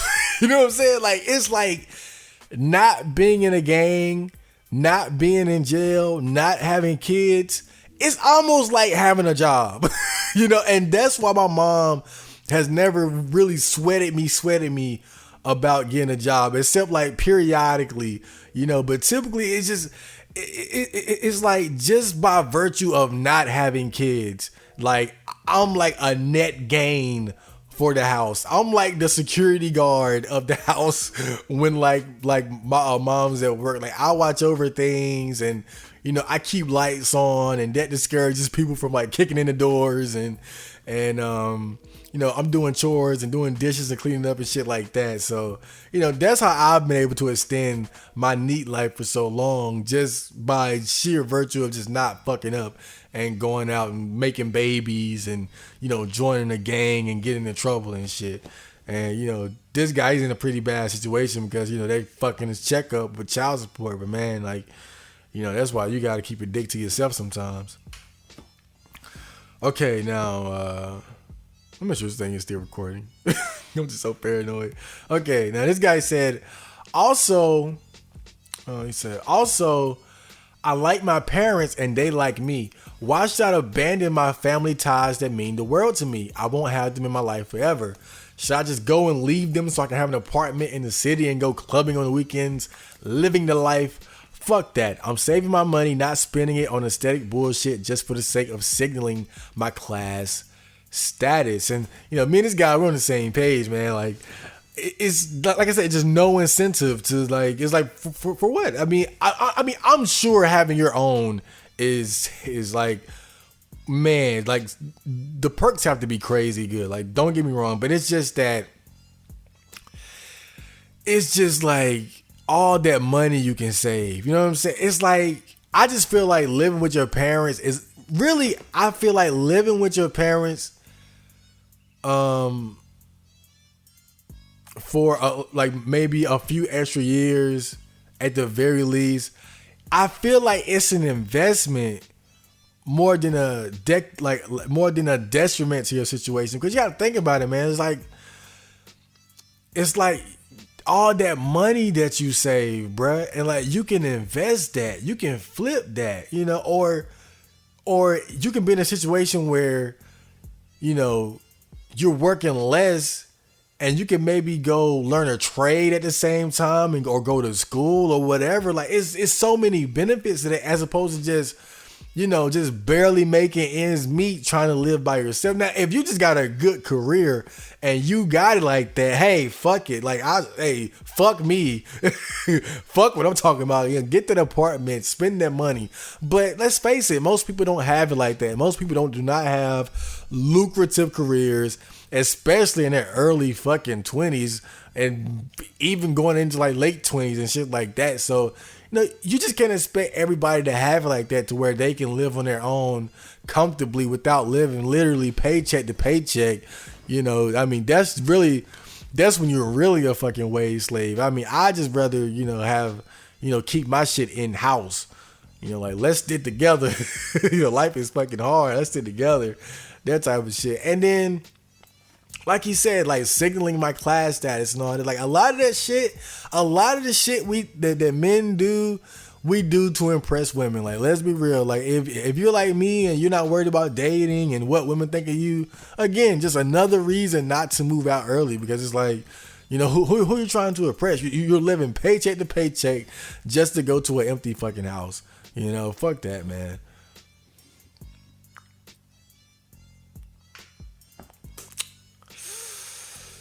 Oh, yeah. Okay, now, here's another one. Now, this guy said, oh, this is a long one. Fuck. I should have never grabbed this one. Okay, all right, here we go. Do millennials ever do anything besides bitch and moan about how hard their lives are? If they put half that energy into applying for jobs, proving themselves in their current roles, or going back to night school to further their education, they would be able to afford their own places, cars, etc. instead of freeloading off their parents. Isn't it enough that they pay your entire way from birth through college? Obviously not. Instead, you want cradle to grave style support filled with fun and excitement, international travels, fancy meals, and overpriced coffee. Give me a break. I was born in 1958 and got a job right out of school at a furniture factory in High Point, North Carolina. Worked there for years, became a supervisor and then manager, and did this all while taking classes at night at UNC. Even supported a wife and 2 kids while doing this. Key point. We skimped and saved. I used my education to further my career. Eventually got an MBA and then opened one business before starting several others. Now we are well off and spend most of our time living between coasts. My children, on the other hand, went to college, got degrees while pursuing their dreams and passions, and either worked for me or got a job doing work they could have done without a degree. In the end, I paid for it all. I know they think they will inherit the business when I have retired, but I plan on selling it. I love my kids, but they don't have the work ethic or skill set to run a business. And I'm not going to let the business relationships I developed over the years suffer due to poor management. Again, I love my kids, but this generation just has something wrong with it that me and the wife just can't explain. It's a mixture of laziness, victimhood, and lack of overall gumption. I just don't get how it happened. Now, I kind of got to like on one hand, all right, I can respect this guy's work ethic and just, jobs and school and a wife and the kids and the business. Like, this guy just did it all. Like, I can respect, like, don't get me wrong, like, even though I'm in need and all that, I can respect the other side of the coin, the go-getter, the fucking the CEO, the businessman. I want it all. I want my own. I want I'm full. Like, I respect that. That's cool. Like, I can always respect anyone who goes through an intense struggle to have any and everything they want out of life. I respect that. But I feel like what this guy doesn't understand is that everybody doesn't want that. And I think and look, I'll be real, like a lot of it is laziness. Like even me, like I'm so like you guys know, I am so fucking lazy when it comes to a lot of shit. You know what I'm saying? So I'm not even gonna rule that out as part of it. But really, a lot of it is just I don't want all that. You know what I'm saying? Like I don't want the wife and the kids. I don't want the multiple businesses and the this and the like. It doesn't interest me. Like I'm like just genuinely like it's just all that work for just more material things. Like, you know, I definitely understand it, but it just that doesn't really appeal to me anymore. I guess, you know, part of it certainly is laziness. But I think the part that he doesn't understand is that I think a lot of people of this generation, I think that we're kind of minimalist. I think that we're satisfied with less is what I'm trying to say. I think that we don't need all that. We don't feel the need to get, you know, 3 cars and 2 businesses and the wife. And I mean, it's so many guys out there like me who just not even considering getting married or having kids. You know what I'm saying? Like, it's just the desire for all that isn't there. And without the desire, you're not going to see the extra work, you know? Like I said, some of it is just pure laziness, just not wanting to do shit and stuff like that. You know, like I would not argue there. I would not argue there. Like, we are not built the same. I mean, like my mom, I mean, sometimes, dude, man, the shit she does, like she'll work 2 shifts, then come home, sleep for an hour, and then like she's taking my sister different places after that because she need to go here or go there and then pick up my niece, and then she'll come home and then wash dishes and then sleep. It's like, what was the previous generation made of? Like they're made of fucking steel or something. Like, it's like it's rare for me to see that type of work ethic from like my own generation. It's like, why wasn't that passed down to me? But like I said, on the other hand, is some of us we don't want it. We just genuinely just don't care about that shit. It just don't care, and we're trying to do the bare minimum. You know, it's not about being a victim. You know, it's just we don't want it. We don't want what you wanted. We don't feel like we need it. You know, like I think that it's a different era, dude. I think that, you know, and I think I talked about this before, man. But it's like it's so. And I think with the internet and just all these opportunities available to us, it's like there's never a dull moment. You know what I'm saying? I think probably a lot of the drive that he had to do all that might have just come from just how boring it fucking was, you know, during the era. Like, what else was there to do but to get married and have kids and, you know, make more money, get a bigger house? But now it's like, you know, you just have all the tools and everything available to just pursue like whatever your passion or hobby is. And it's like, you know, like I said, I just feel like a lot of people they just don't want it, man. I think that's, you know, it's just don't fucking want it. All right.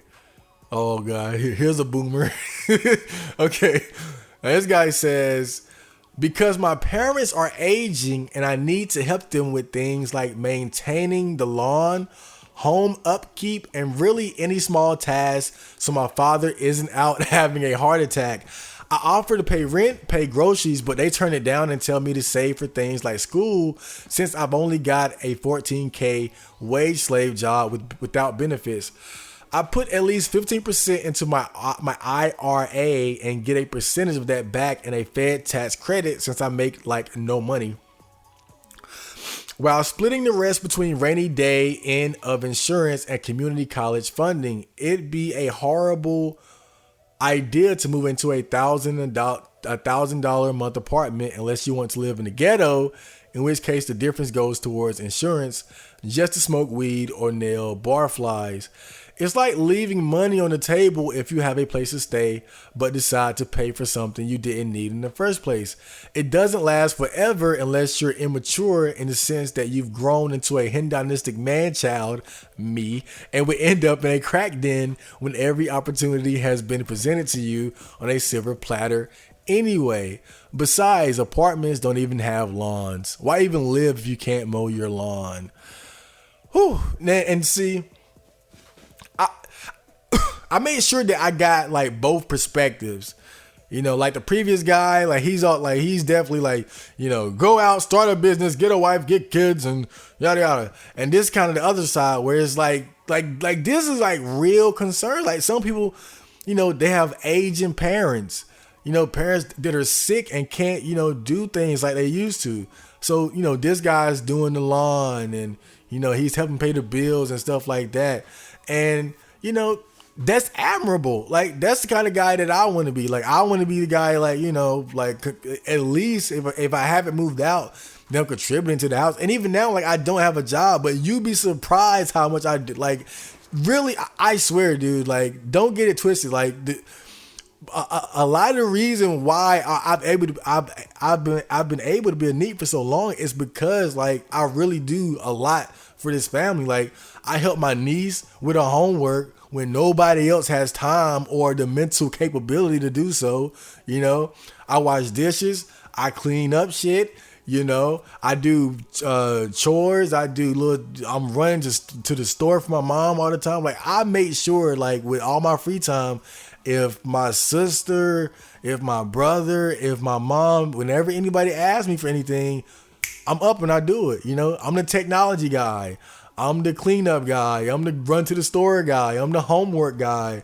You know, like, I'm doing whatever I can. And it's like, if I was off on apartment, job, girlfriend, they wouldn't have that. You see what I'm saying? So it's, you know, and you know, me with a job, that's just like overkill. Like, goddamn, it's game over then. So, and this guy's kind of offering like that perspective. It's like, you know, some people just have parents who just need that extra help, or families who need that extra help. And it's like, you know, going off and having an apartment just so you can be there by yourself. You know, yay me, I'm alone in my apartment watching Game of Thrones, watching Game of Thrones again.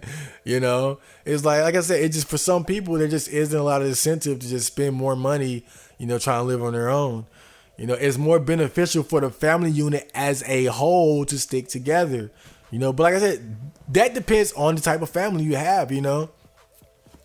If you're someone who grew up in a family where, you know, your dad has a good career in a business and your mom does too, and they're healthy, then, you know, that's not really an issue. But for a lot of us, you know, we grow up, you know, mom's breaking down, dad's breaking down, and, you know, shit's just crazy. So it's like, you know, it wouldn't be beneficial for the family as a whole for, you know, the able-bodied, you know, young men or women to, you know, move out and, you know, just throw that money into, you know, paying fucking rent.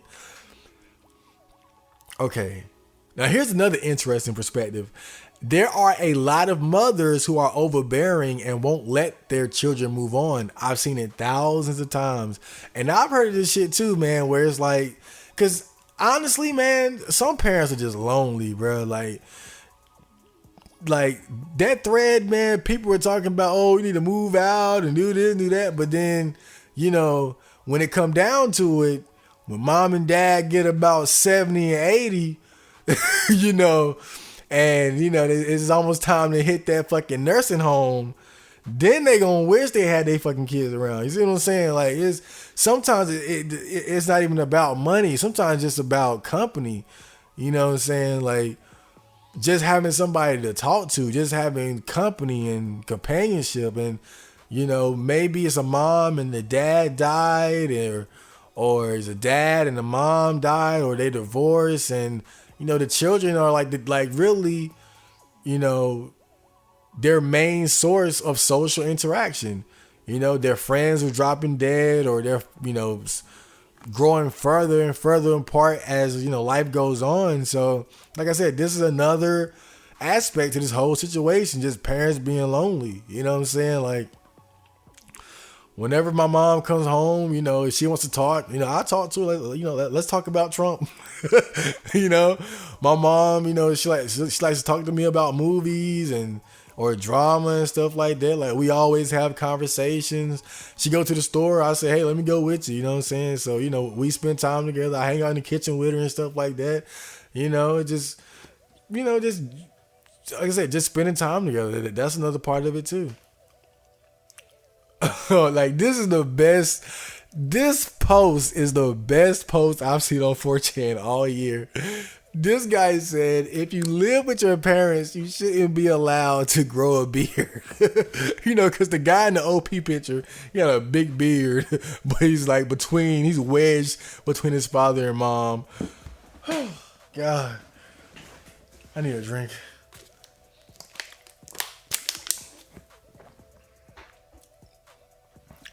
If you live with your parents, you shouldn't be like, oh man, I just had to say that. That is hilarious. Somebody get this guy a fucking reward, man. That is so funny.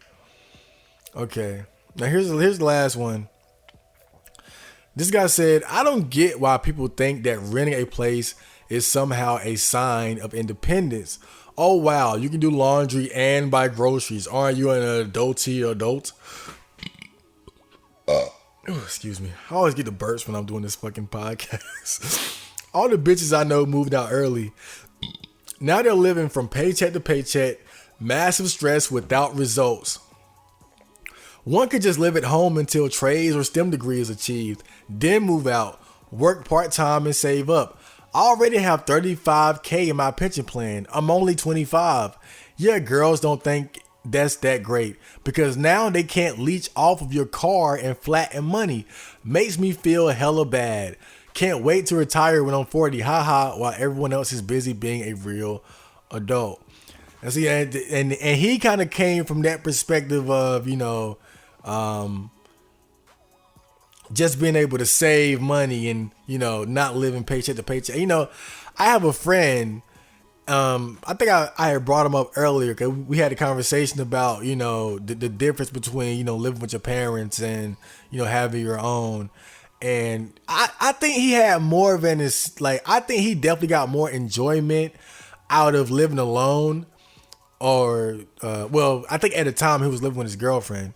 But I think he got more enjoyment out of that because I don't think he had the same amount of privacy living with his parents like I do, because the difference between me and him is that he's been like a neat on and off, like periodically, because after high school he went to college, then he got a job, but then he came back home for a while and then ended up being a neat on and off, like between jobs and shit. So he's had both experiences of living with parents jobless and with job, and having his own apartment and stuff like that.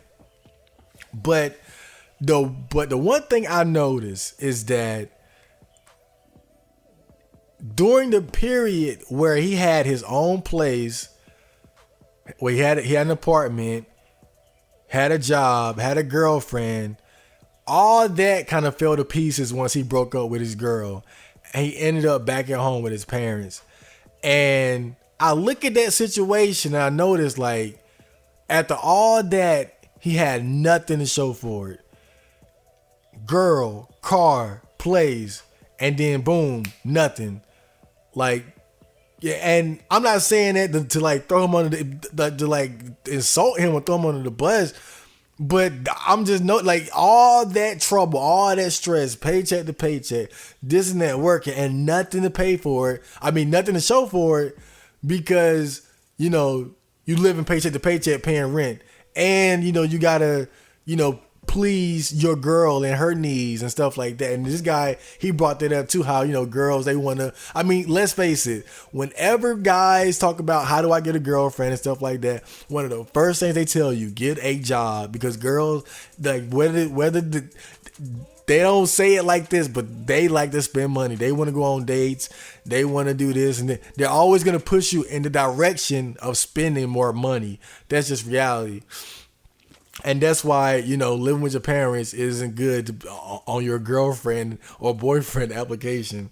But yeah, man, I just noticed that. I just noticed like how he had, you know, seemingly everything you could want: your own place, job, girl, car. But when it fell to pieces, he had nothing to show for it. And see, that's what I'm saying. It's like, I just feel like personally, like, unless you have like a good career where you're making that kind of money, I don't think it's wise. It's not wise to try to like leave the nest too soon. It's like, why? For what? Just so you can struggle harder. It doesn't make logical sense. And it's not like, and it's especially like if you time it right. Like if you like you could have your own shit by like late 20s and 30s, at the very least, if you just, and do it comfortably, if you just stay home with your parents a few extra years. I'm not saying you got to be like the article said, like in your 30s still living with your parents, but at the very least, I think that it's only wise to, if you can, stay with your parents at least to like, mid 20s or something like that. Just stacking bread, just saving money so that when you do move out, you got that security. You see what I'm saying? And maybe even investments and stuff like that. Maybe because maybe you get laid off and then you can just, you got money in the bank saved up and stuff. So it's this whole debate and argument was cool. I got to see like both sides of it. And like I said, man, it's definitely benefits either way you look at it. But I think what it ultimately comes down to is your circumstances and what you want out of life. Because certainly like just being a full blown NEET, like you're liable for life to fuck you in the ass with no money. Like, cause one thing I realized, man, everything is about money. Well, not everything, but money is just so important, bruh. It's like you can walk around in a bear costume, smoking PCP all day, but if you're a millionaire, it just won't matter. You see what I'm saying? It's like you can do whatever you want as long as you got that money and some type of financial security. And I feel like, as an adult, as long as you have some type of income, you only strengthen your situation by pooling your resources with your family, whether that's, your parents or brothers and sisters or whatnot. Like you're only strengthening your situation because you're saving money, and money is like, a very good form of fucking security. And not only money, but time. Like you got more time to go to trade school or to go to university or to go back to school or whatever, or to invest or start a business, all that shit. And as opposed to just moving out at 18 and working paycheck to paycheck. Oh, but you got a girlfriend that you're spending money, But then again, on the other side, moving out early could have the advantage of just, you build that toughness, like that toughness to just do everything on your own. Like there is a certain advantage there, and, not relying on someone else. And, so and then of course, girls like you more. So there's that, you know what I'm saying? So it's definitely benefits either way you look at it. But like I said, it's going to come down to what you want. It's going to come down to what you want out of life, and, your relationship with your parents, and if you can tolerate living with them. So yeah, that was a great thread, man. My throat is done. Oh man, I'm going to take a quick break and I'll be back. So, oh yeah. And, but in the meantime, I'm going to play, an original song from myself. Now, this is going to be an interlude on the Robot Music 9002 mixtape. And for you guys watching this podcast this long, this will be like a leak. like a preview for you guys, so to speak. I'm not gonna upload this on YouTube quite yet, so you guys get a sneak peek at this interlude called "Do You Know That Feel?" Hope you guys enjoy. I shall return with comments later. Music. When the feels get too much, makes you long for someone's touch. There's nowhere to run and hide. All we do is stay inside. All of my bills, emo, but I got skills with a pen and a pad I can kill. Get I waste away every day, lot of sleep, lot of play on the edge of my mind with a thrill. Wounds never heal, that's why they turn to the pills. But I'd rather put smoke in my gills when I float, when I chill. Don't wanna hope when I'm ill, just wanna rope when I'm ill, cause I don't wanna feel. I'm thinking, see visions, my mind take me places I don't wanna go. No kisses, no hugging, I'm longing for touching, I know it's affecting my soul. I'm aching, but that never shows. I'm aging, but I never grow. See her walking past, but there's no need to ask how she feel, cause I already know. Much makes you long for someone's touch. There's nowhere to run and hide. All we do is stay inside. Do you know that feel?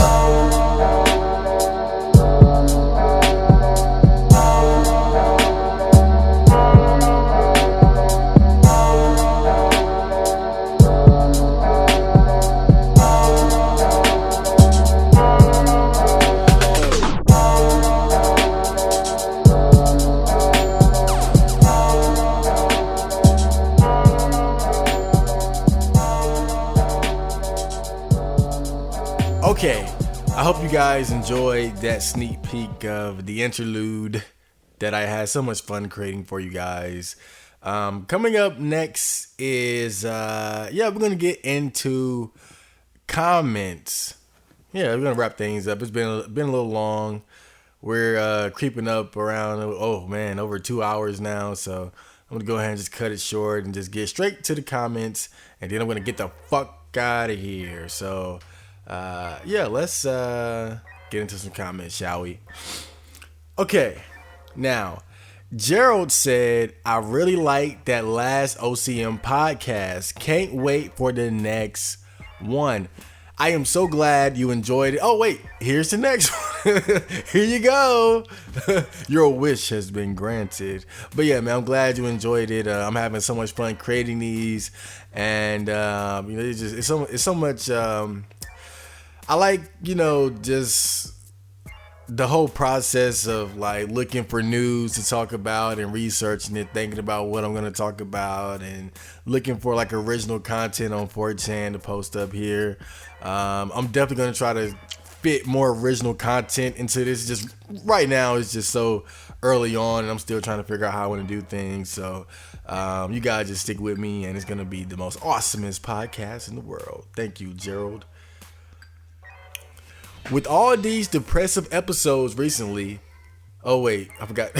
NA said, with all these depressive episodes recently, NGL, this made me so relaxed and happy, not gonna lie. Yeah, because that beat, while I was making it, like, I immediately just thought, like, oh yeah, this is some bloomer shit.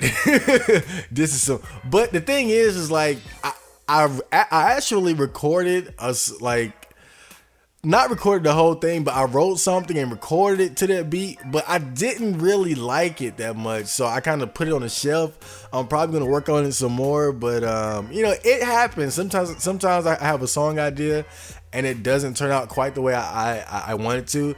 And the funny thing is, like, just for example, the Ballad of Kendrick Brown Part 1, like, the version that I put out wasn't what it was originally. Like, the hook was different, and I wrote it and just kind of went with it, recorded it, but I didn't like it.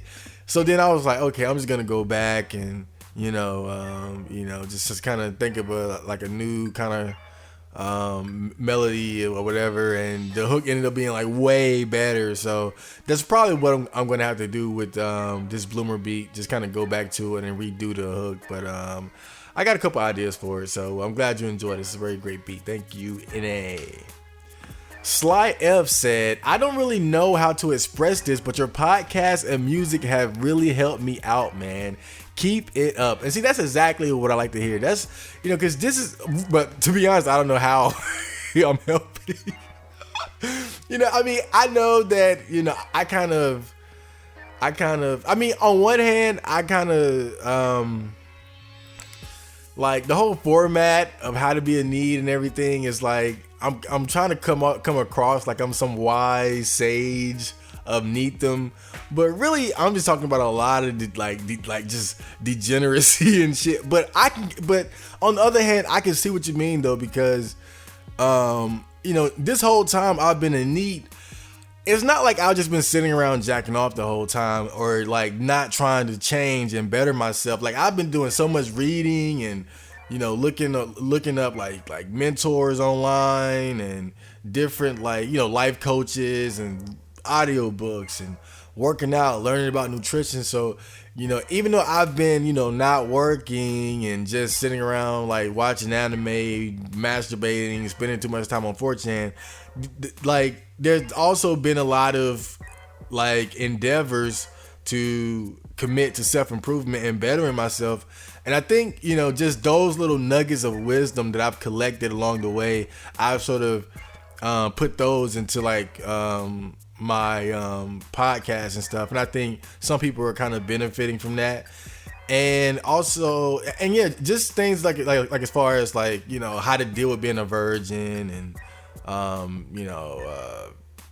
other shit like that. Like, just dealing with like a lot of like self-esteem, depression issues and stuff like that.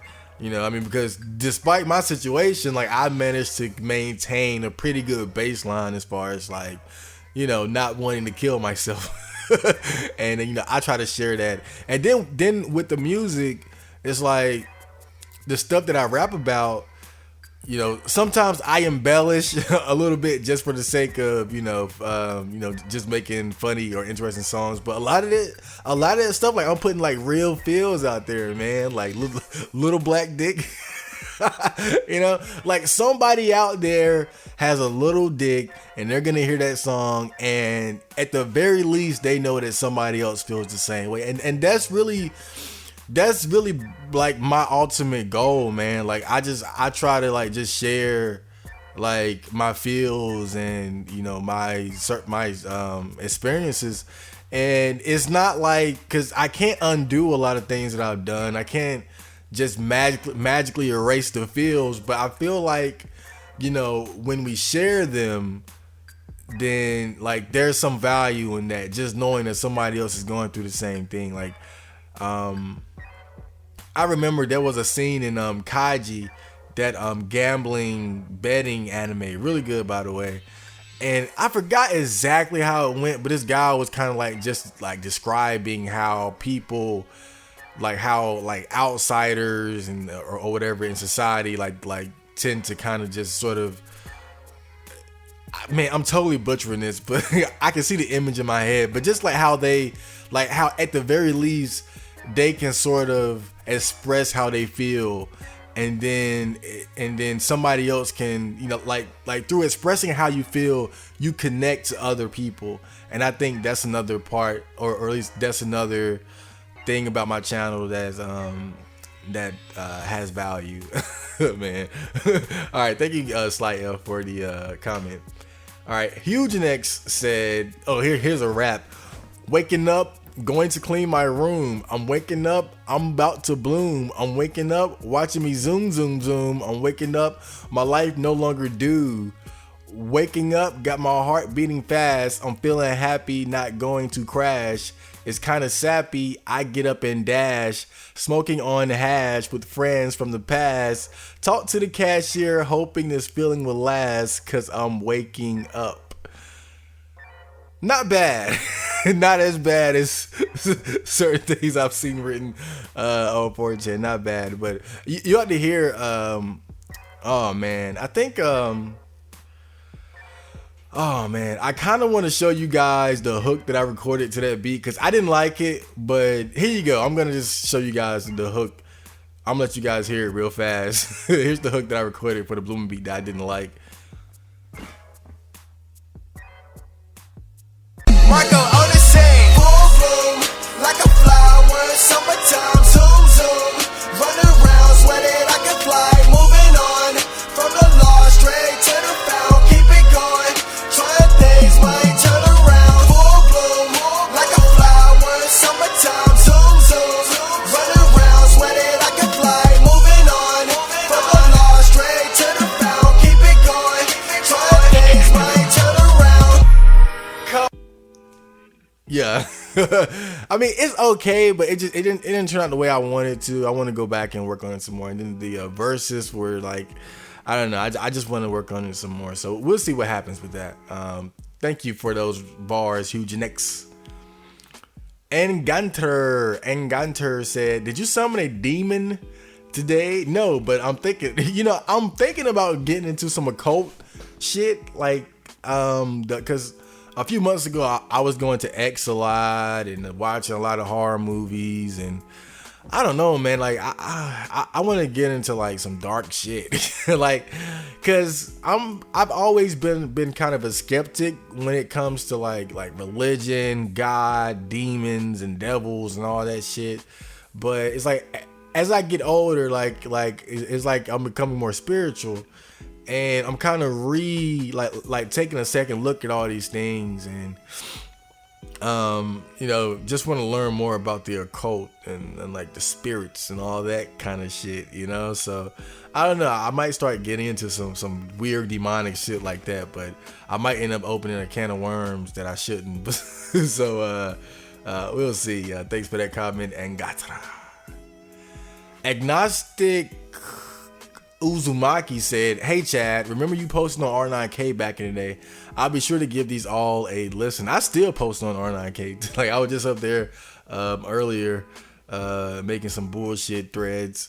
So yeah, you can usually find me on R9K. I don't have like a trip, or I don't use an avatar or anything like that. I just post there every now and then. In fact, I think I might, because I saw a guy who he had like a R9K themed podcast, and he would post it on R9K because he would like interview people, but he's kind of disappeared since then. And the thing is, when I saw him doing that, like I was already planning this, so I was kind of like, man, somebody's like stepping on my territory. But really, he beat me to the punch because I was, I'm a procrastinator. But I'm thinking about like this episode I'm probably gonna post on R9K. Hopefully I don't get flamed up too bad. You know how nasty people can be on 4chan, and I'm thinking about incorporating like some type of interview, like kind of taking his idea and interviewing people, like maybe have like an interview portion of the podcast, just so, because I know you guys get sick of hearing me up here all the time, and then that gives me an opportunity to, because I only know so many fields, so maybe I can get like guys of like different races and backgrounds, and maybe some wages, and normies, like somebody with a girlfriend, or somebody who somebody who's older, so like an older virgin who's like wizard status now. So that's what I'm definitely gonna look into that. I think I'm gonna post this episode on R9K, and I'm gonna try to kind of get feedback and see what else I should do with this. But thanks for that comment, Uzumaki. Kenny Lauderdale said, "New content. Wow, you must be feeling pretty good then, dude. Let me tell you." Well, honestly, it's 1:11 now, but yesterday I did not feel good. But it's like every day before yesterday, for like the past couple weeks, I've been feeling great, and I don't know if it's because I've been on doing no fab, but man, like I've been feeling awesome. I mean, I've just been running to the library almost every day of the week, reading, getting back in the studio, recording more, like just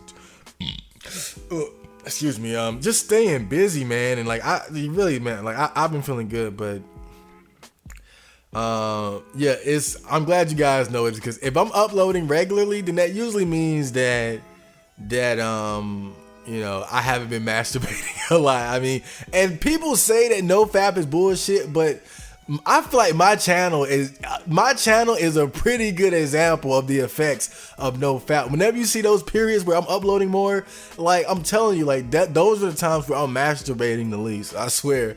But thanks for that comment, Kenny Lauderdale. All right, last comment. What a story, Mark said. Love your content, man. Keep this podcast coming. I agree so much with what you were saying around the 25-30 minute mark about not feeling the same about women anymore.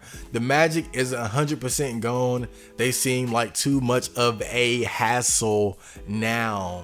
And yeah, man, it seems like more and more guys are kind of feeling that way. It's like all this red pill, MGTOW, black pill shit, man. I feel like it's really spreading, and it's kind of getting into the minds of a lot of guys and kind of just like making us not want to, go through like a lot of the bullshit anymore. And there's this kind of saying in the MGTOW community. It says, it's like, you can either understand women or you can love women, but you can't do both. And and that's kind of exactly how I've been feeling like more and more lately. It's like the more I understand like sex and dating and women, it's like the less, not saying I have no desire to ever date or have sex. I definitely do, but it's like, now I'm at the point where I don't care if it happens or not. That's kind of how bad it's gotten. It's like, I'll take it if it comes like easy and conveniently, but it's not something that I'm going to go through like the whole typical process of sort of, prostrating yourself, to the matriarchy. It's just for access to holes. You know what I mean? It's just like, I just feel like it's gotten to the point where the reward isn't really worth the effort, and that's just how I've been feeling. And it's kind of like people always bring up the fox and the grapes, sour grapes and that whole thing. And I think a lot of people might look at our situation and say, well, it's just sour grapes. But really, man, like the grapes don't even have to be fucking sour. Like, how about climbing a fucking tree for some grapes is just not worth it in the first fucking place. And even if the grapes aren't sour, I'm not about to climb a big ass tree for some fucking fruit, but I can go over and go get some fruits elsewhere, some apples over there or some oranges over here, or just go eat this mouse. Foxes eat mice, right? But yeah, I can talk about this shit all day, man. We all how we do. But yeah, man, thank you for the comment. And with that is the end of the episode. And I just want to remind you guys that you can donate to me via PayPal. I'm trying to figure out how to get Patreon going. I'm so lazy. I don't know how it really works. I've made one. But I don't really know how I should structure like my like as far as like donation incentives and stuff like that. But certainly if anyone has the funds to donate, that would definitely help, because then I can buy more shit, more like stuff to make music and equipment, and so I can do more stuff with. So I would appreciate that, but I don't really expect much considering my audience is probably a bunch of neats. But why not? Patreon. That's the big thing now. Create a YouTube channel, become awesome, and collect that money. So if you guys have anything lying around that you want to see this channel grow, please donate. I'm going to leave links everywhere. And also, I want you guys, just as a reminder, since the mixtape isn't actually finished yet, there's still time for you to, if you're an artist and you like to draw, then you can create an album cover and just send it to my email, and I'll check it out and select one to be the cover. I got a really good one though, like already, so you guys kind of have I don't know who sent that shit. I forgot who sent it, but he sent a good one. And If I don't get a better one, it's probably gonna be that one. But yeah, there's still time. I'm gonna try to get the mixtape done by the end of the month. Since I only got a few songs left I gotta do. And remember, I got the Discord. You know, if you guys want to just chop it up, we can just talk about feels, and you know, it's real laid back. As usual, no girls, no traps. And yeah, that's about it, man. So I had fun, and next episode, I don't know what we're gonna talk about, but we'll figure that out. So yeah, man. You know, I'm really in love with you guys, and I'll see you later. Chat Marco off the scene.